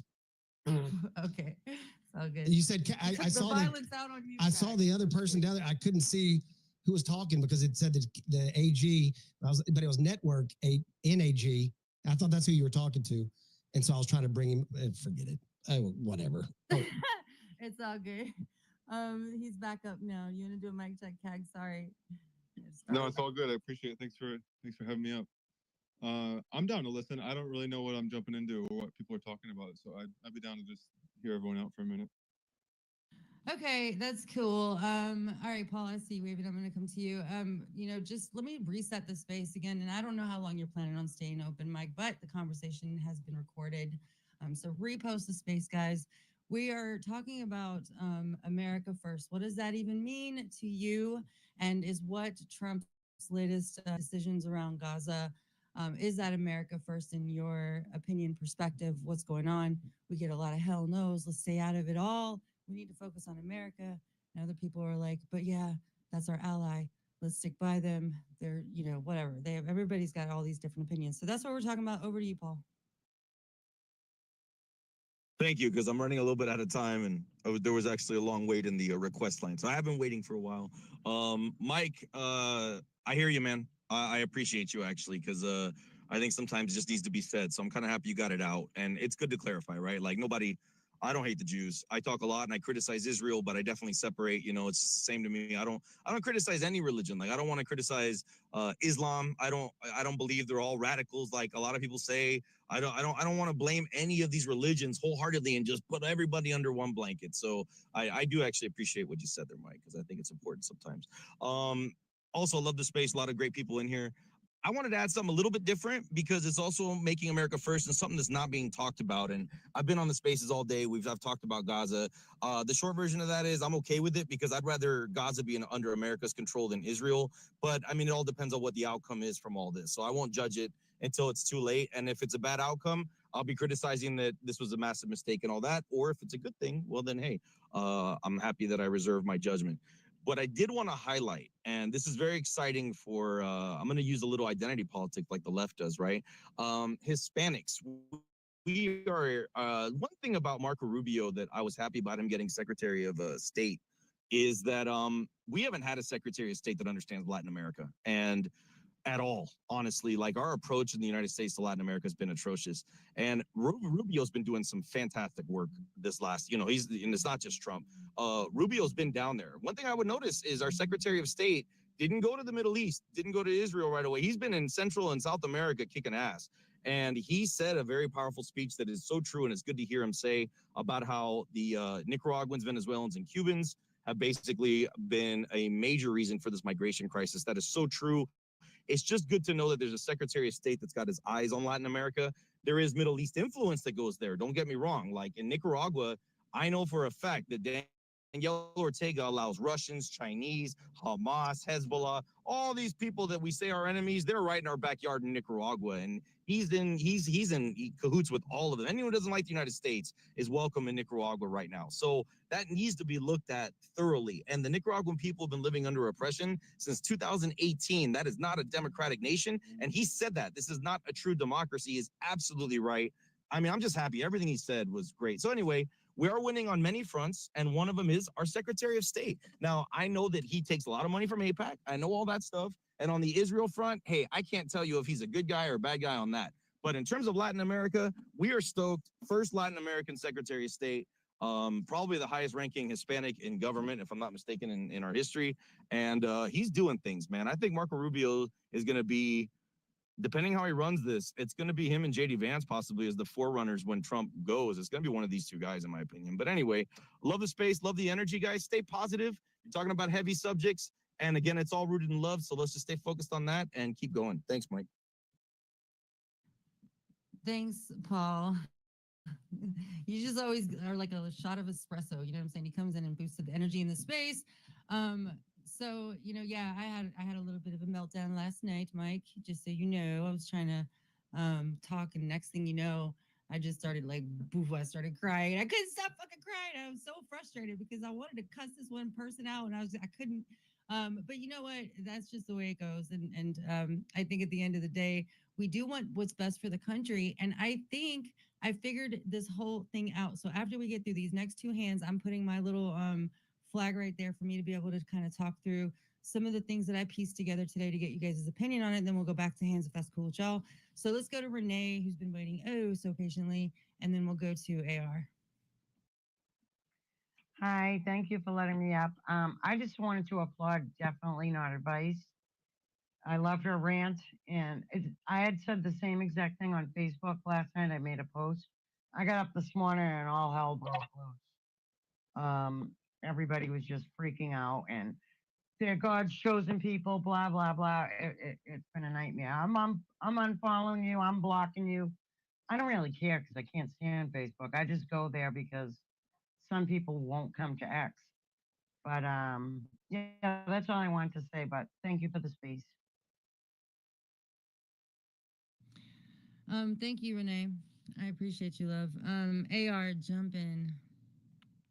Hey, thanks for having the space, Mike and Maze. And sorry, Destiny had to leave, but I was listening in a little bit earlier, and the Russian guy. You know what? I totally feel his pain and his frustration. I just wanted to, him to know that us Americans, we don't want war. We don't want to go to war. We don't want to go to war with any country. We just want to make peace, and I think that's all anybody wants right now is just to make peace. There's so much going on with the child sex trafficking and the immigration going on in all the countries. So, I mean, we can all roll our sleeves up and say who's got the biggest muscles. We all know Alpha does. Let's just all be at peace. And you know what, Mike? It's okay. It's okay to go on a rant. And that's why you got Maze backing you up, because you know what? I've listened to a lot of her spaces, and that woman, man, she can calm anyone down, and I think you know it. So, but you know what? I listen to a lot of your points, and I know I don't even want to say the word Israel. I just call it the I now. I'm just so tired of listening to it, but it's reality. I mean, we have to understand that there is a problem going on in this world, and I think a lot of people are opening their eyes, and we're not just trying to point fingers at specific Jew or like all the Jews. It's just specific ones, and I don't want to upset you or anything like that. It's just the nature of the business. We all have to understand that, you know what, the reason we're being controlled isn't because of Benjamin Netanyahu. we got to go back and look.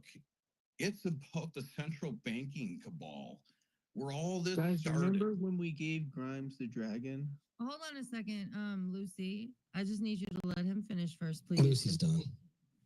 Go ahead. Oh, Well, okay. thanks, Maze. But yeah, no, it all comes down to the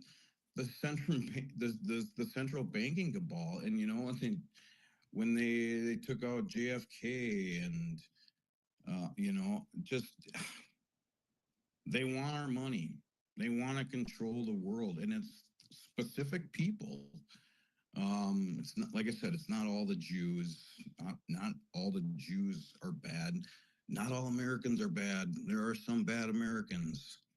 To get back on another topic, not to try to deflect or anything like that, but Look what you did, Mike. He can't even practice. Like he's stumbling over his words. He's scared. He's about to like step on a landmine and it's gonna go. No, I like what I like what AR say. I'm listening to it. I was going to respond after he's done, but I like. You're in a better mood now. I'm fixing to explain it, Maze. Don't be trying to. This is I'm not trying to give Can we spoilers. get Destiny back in here? Did you tell her you love her? No, I didn't. Okay. I think you should do that, Mike. But, I did. I but wasn't anyway, yelling at Destiny. Sorry, go. hey, you know, we all have our frustrations, and it's okay. But you know, on another point too, with Mexico, you know, when you guys talk about the cartel, and yes, Alpha, you are right. There's a small little area in the Middle East. We get it. We all know, and we do speak out about it, and we do talk. But I think that one of the biggest problems that we can't get some of these people back, especially Mexicans that are illegally in our country, is because they're sitting here working for cash. And that's one of the big reasons how Mexico that's how they send their money back to Mexico. So they're sending them US dollars back, and that's how they thrive. So they don't want their people back because they're making money off the United States. And kind of to land my plane here is I know that there's a big thing going on, especially yesterday with Netanyahu coming in and Trump and everyone who wants to, you know, look at all that. But we all have to remember that, look, people, everyone wants to focus their attention on the southern border, but we have a bunch of Chinese military men sitting in the north, where I'm from, Minneapolis area, ready to come in and take us from the north. And we need to not lose our focus. And I think that's with this, with everything that's going on. I think they want us. They want these plane crashes. They want just shit going down. North Carolina, California, shit going on down in Texas. I mean, that's the bigger problems. I think is going to be at the north, and I'm sorry to say it. So with that, I'm going to land my plane, and if you guys have anything to say about that, I would love to hear. And you know what, Alpha, could you please put your link for the Rumble, because I do listen to Stu and I listen to a couple other people's up in Rumble when I can't get on X, because I have listened to your podcast and I think you're a great guy and I support you, and I mean I hope the best for you. You're doing a great job, brother. I love you. Absolutely, yeah. Alpha, he might be preoccupied right now, but I'm sure he'll put that up there. So let me just say this, Aaron. I appreciate your comments and I appreciate everybody's comments. So it is Adam, by the way. I got hacked. I had to change my name on X. Oh, okay. Okay. Well, good to see you, Adam. Appreciate that. I just want to say this. So I don't like it when when animals like get mistreated and stuff like that. It's a trigger for me.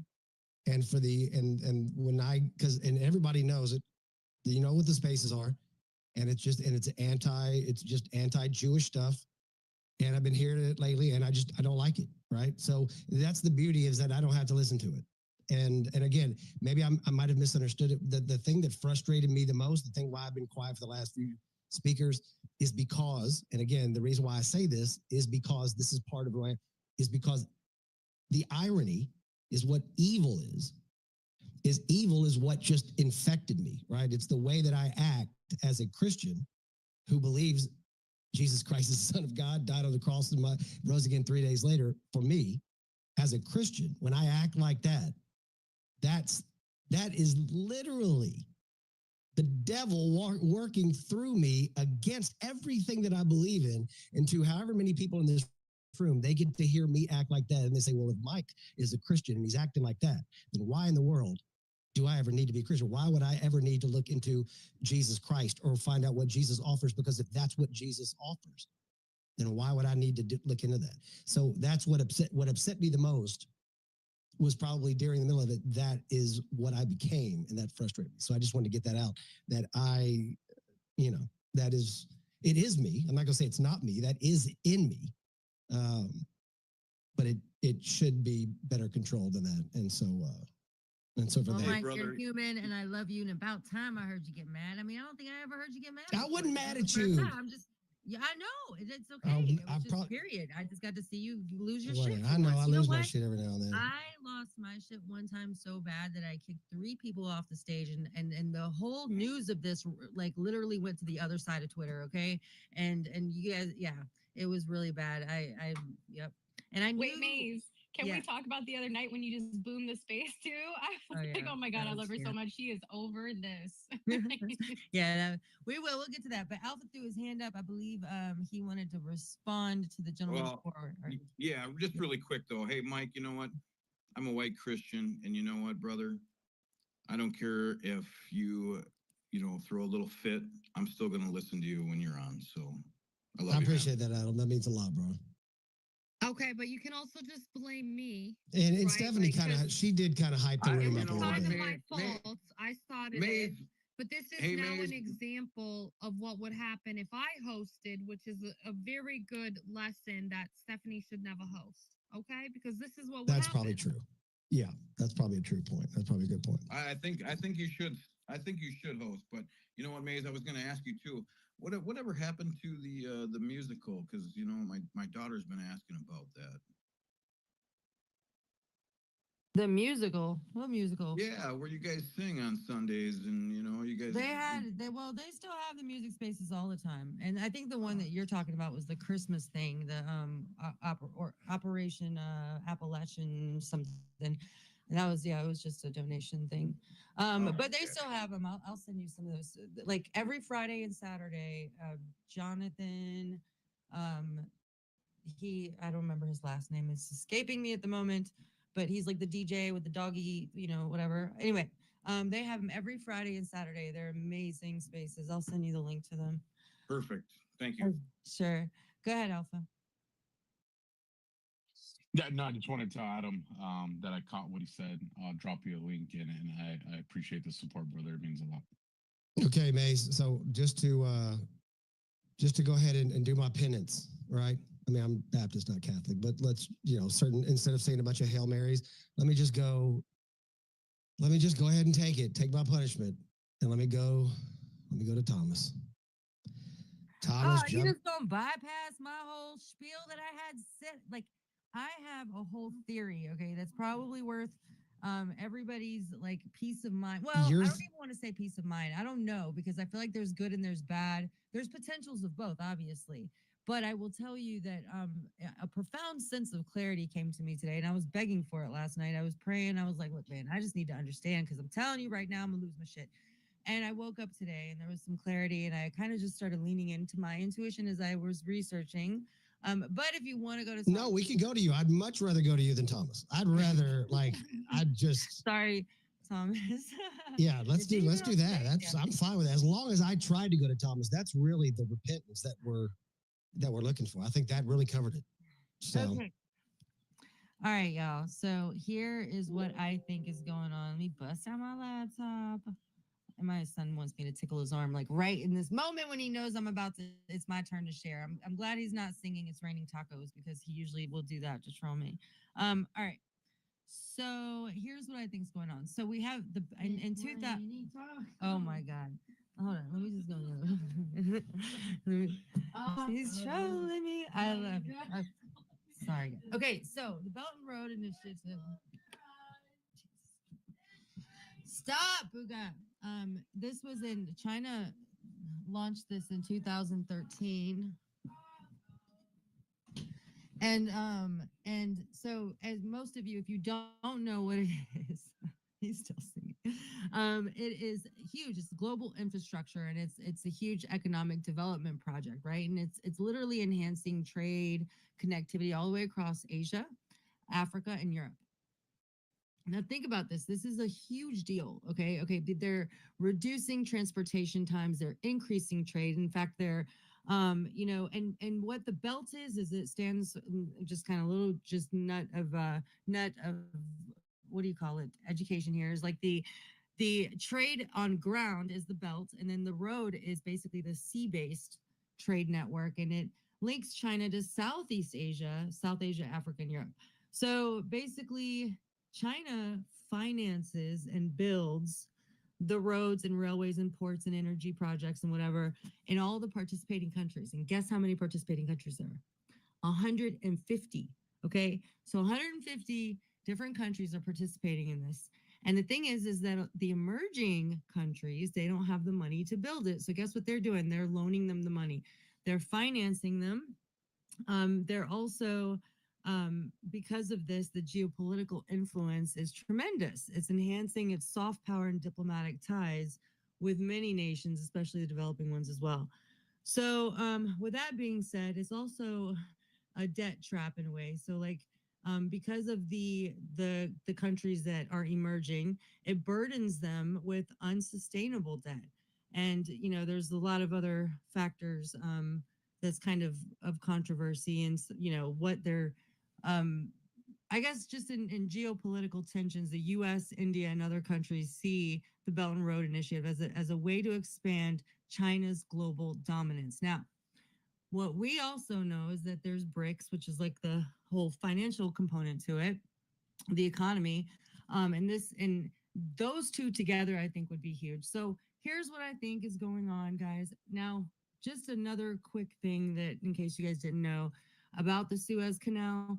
Suez Canal is just a man-made waterway that's like right next to Egypt. You know where that little V is, right? That's kind of between Egypt and where Israel is. And so if you like so basically what they do is it connects the Mediterranean Sea to the Red Sea and allows ships to travel between and they go from Europe to Asia without having to go all the way back around Africa. And so it's one of the world's most strategic maritime routes. And one of the things about this is that it's not like it reduces the shipping routes between Europe and Asia and whatnot. And there's just again where I think America and with Israel specifically located where it's at, it's geostrategic for them to try to cling on to them to be the ally. And that is because of IMEC. So what's IMEC? This is where Netanyahu went to the G20 and where he held up the map, what he called the new Middle East, but really it was a map of the greater Israel. And so what IMEC does is it's a multinational infrastructure initiative, and it aims to, enhance connectivity between India, the Middle East, going literally through the north of Gaza, okay? Like right there in Gaza. So it goes up and then it goes to Greece. And it connects, it's serving as an alternative to China's Belt and Road Initiative. And I think that this is going to be imperative, I think, in their mind. And when I'm talking about them, I'm not, by the way, I haven't even given my opinions that I'm just telling you what I think is going on. I'm not, whatever. You know how people want to get all salty, like, oh, she's saying this is okay. I think ultimately they see this, if China were to advance its global dominance, then I think that, that poses a threat to, this is just the way I think that they're viewing it.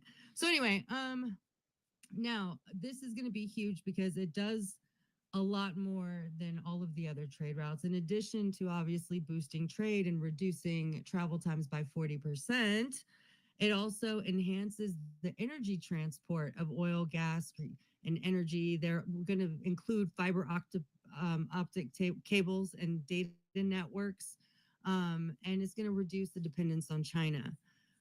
So again, I don't know if this is what he's doing. There's a lot more in what I've realized about U.S. aid, by the way. Okay, so just just give me literally 60 more seconds, and I'm gonna wrap this up. But so U.S. aid, everybody's been really hype about like all of the, things that they saw that's getting, they're I guess gonna eventually move to shut this down. Hold on, let me find my little so I'm almost there. Okay, anyway, so the US aid, they had this financial side of it that was used for development. And one of the things that I think that so what they did, okay, have you guys heard of the Build Act? That's where I'm gonna start. So the Build Act was in 2018, and it was during Trump's time, which is why I went and checked. And so basically what the Build Act stands for is better utilization of investments leading to development. And so what they did is they consolidated two different departments that reported and rolled up to the USAID. One of those is the Overseas Private Investment Corporation, and the other one is the Debt Credit Authority. And what one did was kind of facilitate the private investment side, and the other one was allowing the what do you call it? For them to loan and guarantee for those development projects. Well, now what this has done is that it has allowed them to kind of take this into its own agency. So the United States new development finance tools enhanced the investment cap. So I mean cap to double what it was before. So it's 60 billion. And then they have the Equity Investment Authority, which is a whole new ball game. They're trying to compete in the development projects, but they're going to be focusing on, hold on, I can't find the one sheet that I had all this one stuff about specifically around the USAID stuff. But anyway, they're going to be focusing on, they have key strategic regions that they're going to be focusing on.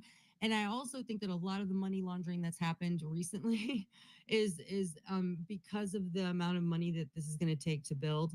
Now, the timeline for this is somewhere between 15 to 20 years, depending on the regional activity, whether or not they allow it to happen. And here's why I think Trump is going there, because there will not be a successful development or any like even the Suez Canal would have to get shut down whenever there's like major conflict, and which interrupts obviously global trade and the economy. So I think that him positioning the United States right there, A, allows them to develop it, B, it makes it, because they're on the papers, United States is considered a strategic supporter of the initiative of the trade.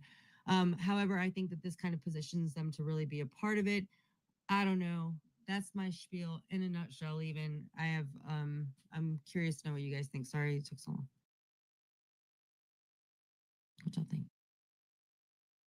Are y'all just registering that shit? Because it's interesting, right? Like, I don't know. I'm not like, I just, and I hope that out of all of this, that there will be a established Palestinian state. And I also think that with the United States there, it's less likely to be rockets going in either direction, and hopefully there won't be any oppression. But obviously I can see why Palestinians themselves don't trust America or like us, because we've supplied all of the weaponry that's been killing them. I mean, but I feel like, honestly, a glimmer of hope, because I do think that if we weren't there and we don't have transparency, Israel has been doing whatever the fuck it wants. And I'm talking about the military, and I'm talking about, and I think that I hope and pray that there will be a resolution and people can be in peace, So anyway, go ahead, Cag, jump in. Yeah, I didn't want to cut. Thomas had his hand up, but I was going to respond. Well, yeah, just in response to this, Thomas, I'm gonna come to you, but I wanted to get a take on this. I'll come to you. Yeah. I mean, it's kind of a kind of a rabbit hole. So it's like it's hard to talk about this in a succinct nutshell, especially if there's like not an established level of understanding about some of the stuff. Because that's why I wanted to get a feel for the space of where people are at. I heard some of the state, not the people differentiations happening, and yeah, it's necessary to make those distinctions and stuff. You know, obviously, you know, but I think it's important to note that a lot of times when people are criticizing Israel, a foreign government, people will call that Jew hate, and it gets pretty ridiculous sometimes. Like trying to have this conversation because people will twist your words into saying something that it's not, and then they always jump in and say, "Whoa, hey, not all people, like the state, not the people." And it's like, yeah, of course, you know, nobody thinks like if you said Mexico or China or Ukraine, like no one says, "Whoa, bro!" Like when Trump says China, no one jumps in and say, "Hey, whoa, not all Chinese." Like it's just like it's a given, and everyone like Dude, they understands. call Muslims terrorists all day. Nobody defends them either. So I feel you. What's that?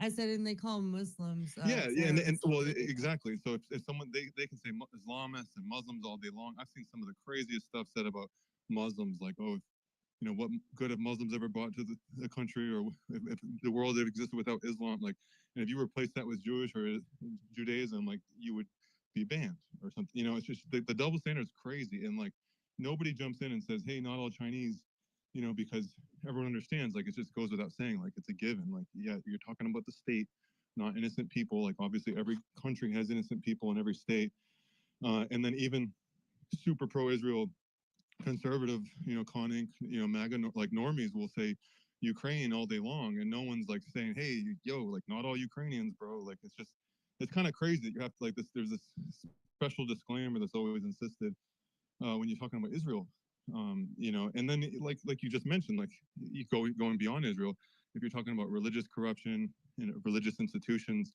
you know, you can talk about the Catholic Church and the Vatican, and you know the priests sexual abuse problem, and no one's gonna say like not all Catholic. Like it's just weird. Like there's this, and obviously there's a historical context there for the reason why.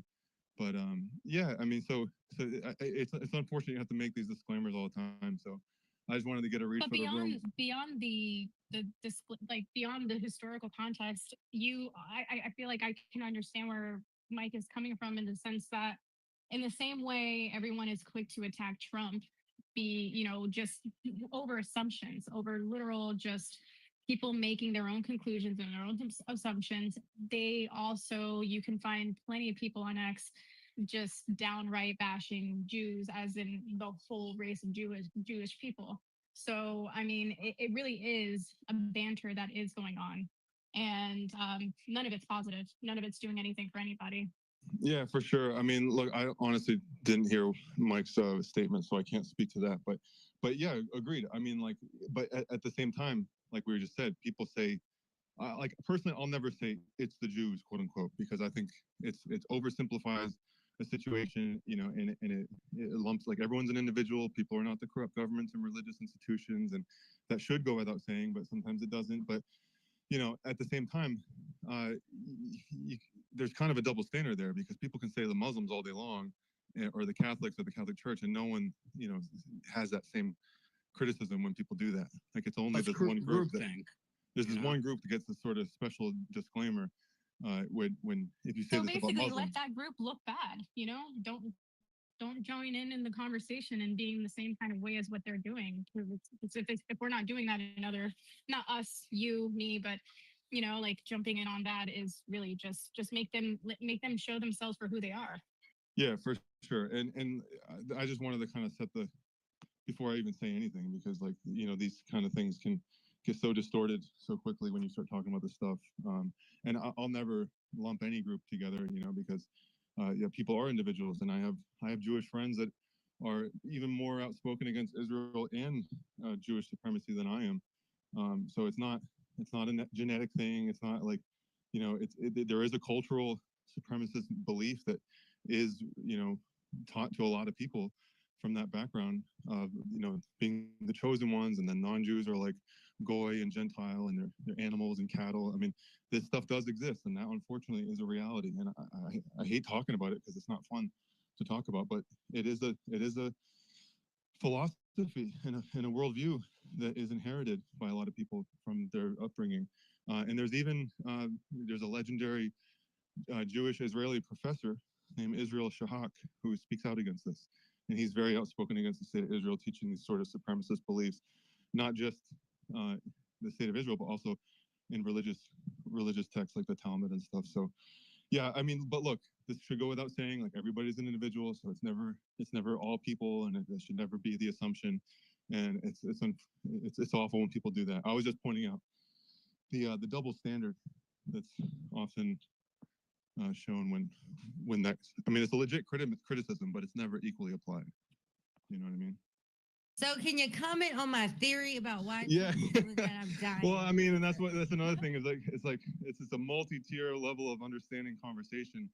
So if we're gonna go and talk about the sort of all this, you know, chess moves against the state of Israel and stuff, like to even understand why in the first place might be a better place to start. Because if we have people that are wondering, hey, why would you want to do that? You know, like, do you know about the dancing Israelis? Do you know about, you know, 9/11 and urban moving systems and, you know, all that kind of stuff, APAC and LBJ in connection with APAC and what JFK was trying to do before he died. I don't know. So I don't know what the general consensus is in the room before we even go into that, because it kind of might be like important to lay some groundwork before going into that topic. I don't know. I mean, let me know what you want to talk about. Okay, so hold on a second. So I actually wrote an article about this because I think it's very important for people to understand that there were two visionary documents that were written. One in 2000 by PNAC, which is kind of like the everything 21st century, guys, is very connected. So the Agenda 21 is the agenda for the 21st century, and then they have it broken down by milestones like 2030 and so on and whatnot. So PNAC wrote a visionary document, and they were talking about rebuilding America's defenses. And when you actually read it, it's jaw dropping. It really is like what they're saying that they would do in essence in order to achieve this Pax Americana of sorts. Is quite shocking. So here's what, and then there was another document that was 4 years before that, and it was called A Clean Break. And it's a strategy for securing the realm. Okay, now listen, y'all. This is very interesting because this was written on behalf of Benjamin. So by a group of American neoconservatives they wrote it for literally Israeli Benjamin Netanyahu. So it basically was authored by the Institute for Advanced Strategic and Political Studies. Here's the main things that it pushed. By the way, the people who were the key contributors to this were later they had prominent positions under the Bush administration. So the key things, the removal of Saddam Hussein's regime in Iraq, and that was the only way that they would begin to move in to begin destabilizing and reshaping the rest of the region. A focus on overthrowing the Assad regime in Syria, a strategy to contain and isolate Iran because they viewed that as like the main existential threat for Israel. And then they wanted to strengthen their ties with Turkey and with Jordan to counterbalance the Arab nationalism. And then they also aimed to roll back the Palestinian political power. So at the core of the Clean Break, it was really to like abandon the diplomatic compromises and just kind of pursue like preemptive actions and to like reshape the Middle East in its favor. That was 4 years before the PNAC agenda, which was the Rebuilding America's Defenses, which their main thing was the increased in U.S. military spending to maintain full spectrum dominance, the transformation of the U.S. military to become more agile and technologically advanced, and the removal of Saddam Hussein as a priority, claiming that his regime change was what was going to be needed as the destabilizing force in the Middle East. And then also, they wrote this is quote, the idea that a catastrophic and catalyzing events like the new Pearl Harbor, basically, and I'm paraphrasing, would be necessary to galvanize public support for such a military expansion. They wrote this in the fucking document. Here's why I think this is very significant is because when you, oh, Destiny's here. Bring her back up here. It's worth noting real quick is that all the people that wrote that, first of all, it was based on an older Israeli document from Jinsa, and the people who wrote it, all the people that wrote it for PNAC documents for the Project in the American Century, the American ones were all dual citizens of Israel, and that they were later on involved in the cover up of 9/11. Well, General MacArthur, I think it was General Wesley Clark, the Wesley Clark 7, right? Sorry to interrupt.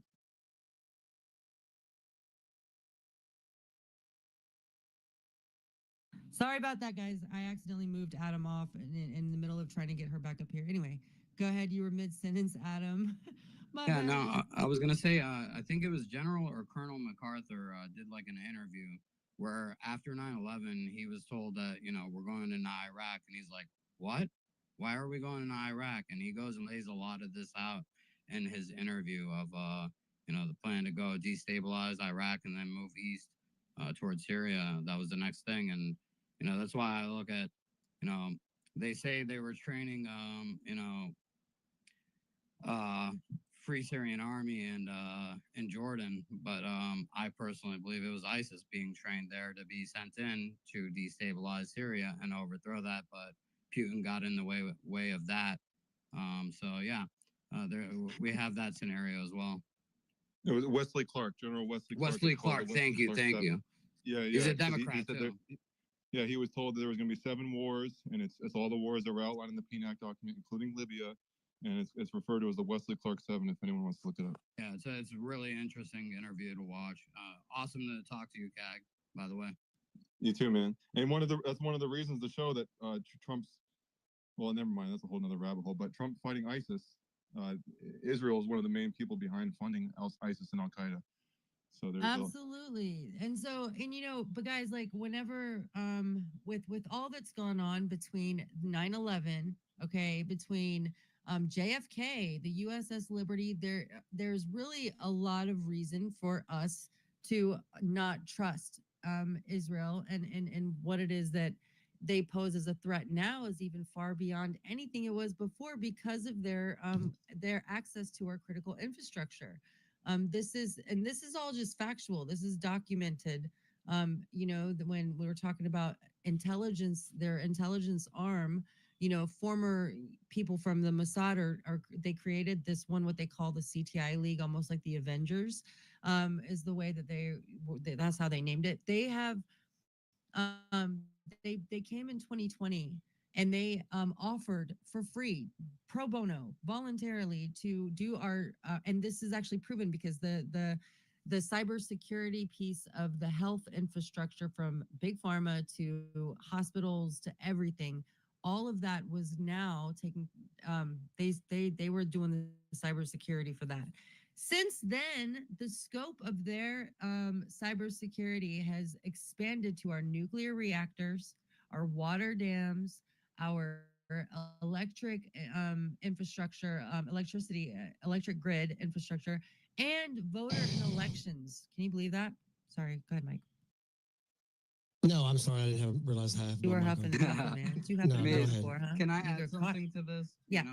We really, I'd suggest a lot of people look at the Council of Foreign Relations and, the formation of that. And as far as the world wars from World War I to World War II and the Nazis and the pushing of the boogeyman communism, they pushed that out intentionally through Marx. Through Jacob A. Schiff, I think it was, that was working for Rockefeller at the time, through the formation of the CFR. And you look at how many presidents came out of the CFR that we're dealing with in this regard. Yeah. So it's going to bite worldwide my head off corruption. because So I don't like. That's why I don't like to pin it on groups. I'm always on the individualistic basis.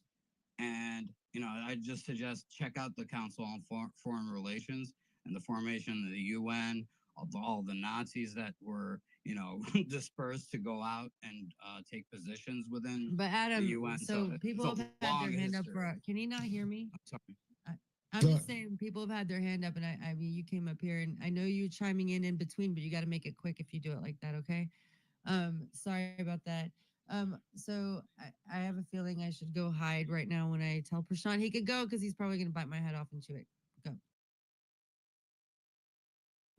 Thanks, Maze. You know, I understand. I understand. Hi there. I understand the delay and you wanting to get your point across. And the one thing I want to answer in response to your point is, I don't claim to be an expert on China, but what I see the difference between China and the U.S. on this aspect of things is there was a book called Confessions of an Economic Man, where the U.S. would go in and lend money, and then they would dominate and tell people what to do. And if they didn't, they would threaten to attack them militarily. China gives people money to develop their country. And I don't know if China's plan is the economic hit plan like the United States one was. I don't know that. But I know that the United States plan of helping people, they pretended they were helping people, and really what they were trying to do was take over countries and steal resources. You know, the biggest problem that I see for you younger people, I mean, some of you know I'm 74 years old and I'm far from stupid. And the biggest problem I see is that you people are being lied to constantly, as I was lied to. And unfortunately, you're not probably going to like this. Trump is one of the liars. Trump is going after the last PNAC country. That's Iran. Trump's going after him. He's threatening them. He threatened them before. And so the thing that concerns me most is that people believe this man is a good man. He's not. He's no different than Biden. He's no different than Bush. You know, the reason that this stuff goes on is because none of our war criminals ever go to prison. We pulled out of the International Criminal Court because we don't want to cooperate with the world in weeding out the evil bastards who run certain countries. That's the facts. George W. Bush pulled us out of it. Trump is trying to keep us out of it, as far as I'm understanding. So that's my biggest concern. I don't hate Trump. I feel sorry for Trump. He's a very sick man. If I wanted to be a smartass, I'd call him a trust fund sissy. His dad gave him the money he has. When he bankrupted people, other people bailed him out. And that's because they knew they could make him their puppet. And that's what he is right now. He's puppet for the dark side. That's what Trump is. But you people don't see it. And that's what concerns me most. I believe Mike Mac means well and he's a good man. I believe Maze does and she's a good woman. I believe Destiny does and she's a good woman. I believe almost everybody in this room are good people who want good things. It's just that we got leaders who constantly lie to us. They've been doing it for decades. And in 2012, they codified it in law, in the Patriot Act, and Obama signed the law. Why did they do that? They've been lying to us for decades, but in 2012, they codified it in law. The only reason I can think they could do that is because they know they're lying war criminals, and they wanted some kind of protection if ever we did really come down on them and demand the truth. Otherwise, I don't know why they codified it in law, which they've been doing anyway for decades. Excuse me. So my biggest concern is we have one more liar. We have one more deep state liar who pretends he's not in the White House right now. And unfortunately, you people don't see that. That's what I see. He's no different. I understand you feel betrayed, throughout your lifetime of dealing Guys, with we're going to a speed round. Let's so everybody's less than 60 seconds. Yeah. Go. I disagree with you. I think he is one of the good guys. Okay. That's so just me. guys- But I look at the wider You guys deal with it. Trump is not a good man. You deal with it. Thanks for letting me talk. Appreciate it, Thomas. Let's go to next hand. Godfrey, go. Thank you. Yeah, I just wanted to say that the whole 5D chess mantra, it plays a little bit to patriots, but it doesn't play to the Palestinian people and the people of the Middle East at all. So you'll forgive me if I don't just blindly believe that Trump is going to save Gaza. I hope he does, and I do think that he could be. But this 5D chess explanation has gone on now for almost 7 years. So it really does have a shelf life of about 1 to 2 years when results are needed. So until I see Israel or Palestine have its own state and see Trump dismantle the Likud party in Israel and arrest these Zionist terrorists, you'll forgive me if I'm not going to blindly subscribe to 5D chess. And yes, we should be concerned about this canal. And look, when Trump says he's putting resorts there, that could mean one of two things. It could mean he's rebuilding Gaza to make it a world destination, or, and I pray that this isn't true, he could sickeningly be making it the Cancun of Israel for Israelis. So let's just keep our heads on a swivel and keep each other informed and hope and pray for the best. I am actually hopeful that Trump is there for the good, but we just don't know yet. Thank you. Appreciate that. Go ahead, Des. Oh, sorry. I was writing you back, so I had a hard time getting back to my microphone. I didn't have anything other to say than I saw a lot of hands and requests. People who are requesting, I don't know what part of we're closing soon people don't understand, but we are not taking any new speakers. I do apologize for that. And if you have already spoke, we're probably not going to let you speak again because we are already 30 minutes post the time we need to be for the subscriber space. And subscribers, they're paramount. If you want to be treated paramount, maybe you should subscribe to my host, Mike. But we're going to continue through the hands. Just X, your last one up, I guess, so go ahead. Hello, everybody. Great to see you. Mike, when you pour water into a paper cup, does it make it any less water? I don't know. I'm going to say it doesn't. Okay, that was going to be my answer. It makes it any less water than you having sharing some righteous indignation about your feelings makes you any less Christian. I love you, bro. I appreciate that, brother. Your heart. Yeah.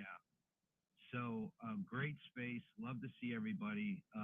I've been away for a little bit, and just a couple of brief things. I'll keep it quick because I know we're in a speed round, Mike.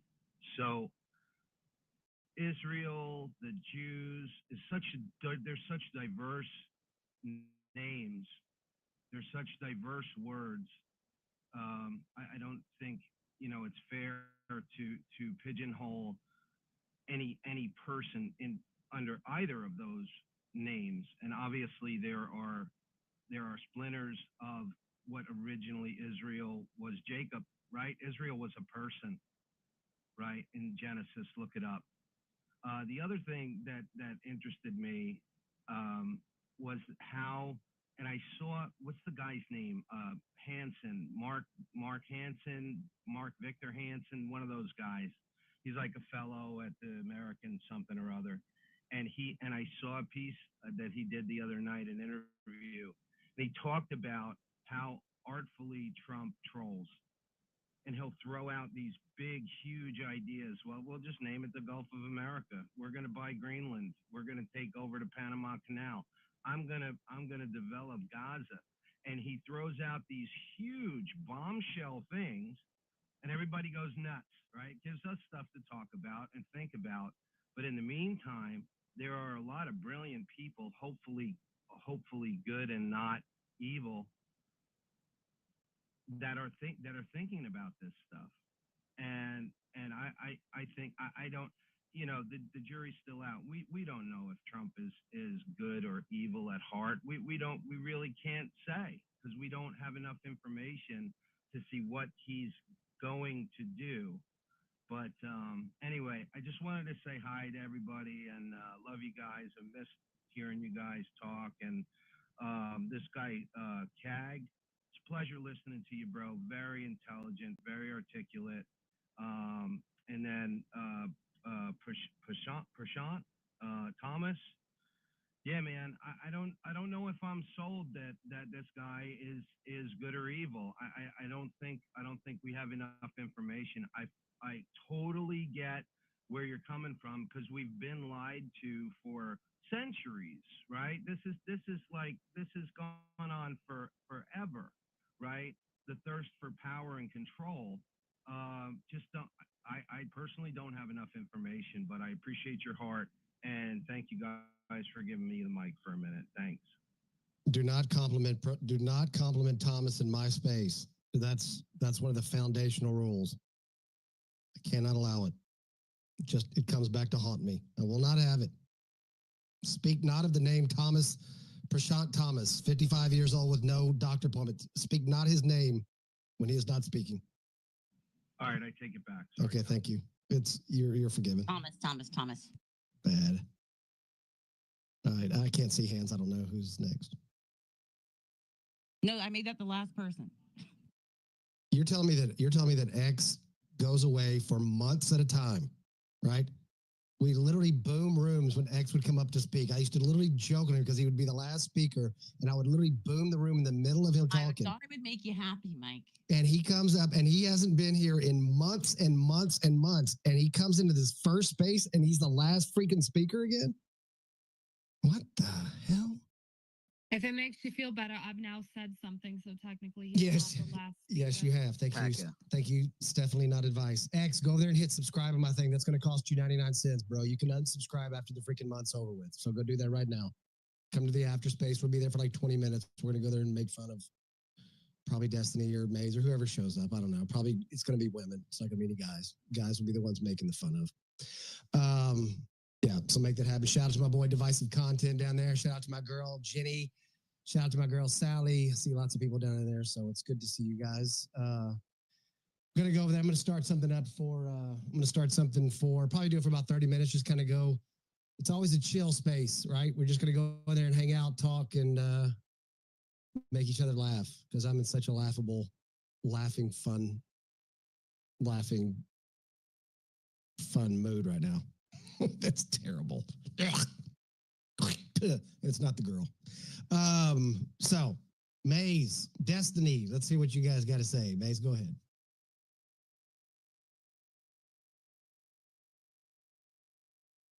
Is there a Maze in the house? I thought it was awkward silence for me. No, I'm not doing it. I will not allow it. No awkward silences. Did I hear there's no more comments? You guys are ending it? We are, but you have something. Well, Maze was going to talk, Cag, so go ahead and jump in there and take her spot. No, it's all good. I mean, it's kind of a long-winded thing, so if you guys are winding down, it's no worries. I was going to respond to what Maze invited me up here for, but it's a bit of a spiel. So Subscribe. Yeah, no worries, no worries. Subscribe. Look at Lenae's got. I want to hear. Lenae's got my back. Appreciate that. Yeah, let's go over there. We'll just shoot the breeze. Destiny, go ahead and take us out, and we'll be over there. We'll have the new space open up in 60 seconds. Okay. Well, I'm really looking forward to the subscriber space. That's all I could say. It's been great having everyone in here. It got a little heated, which is we went from devolving to like, WWE SmackDown, which I don't necessarily know if that's like a positive evolution, but it's something. Was I supposed to comment right there, or I didn't know? Yeah, that's right. Yes, it was. Yes. Yeah, I say agree. something, Mike. I know. Say something. Mm-hmm. Yeah, it's like.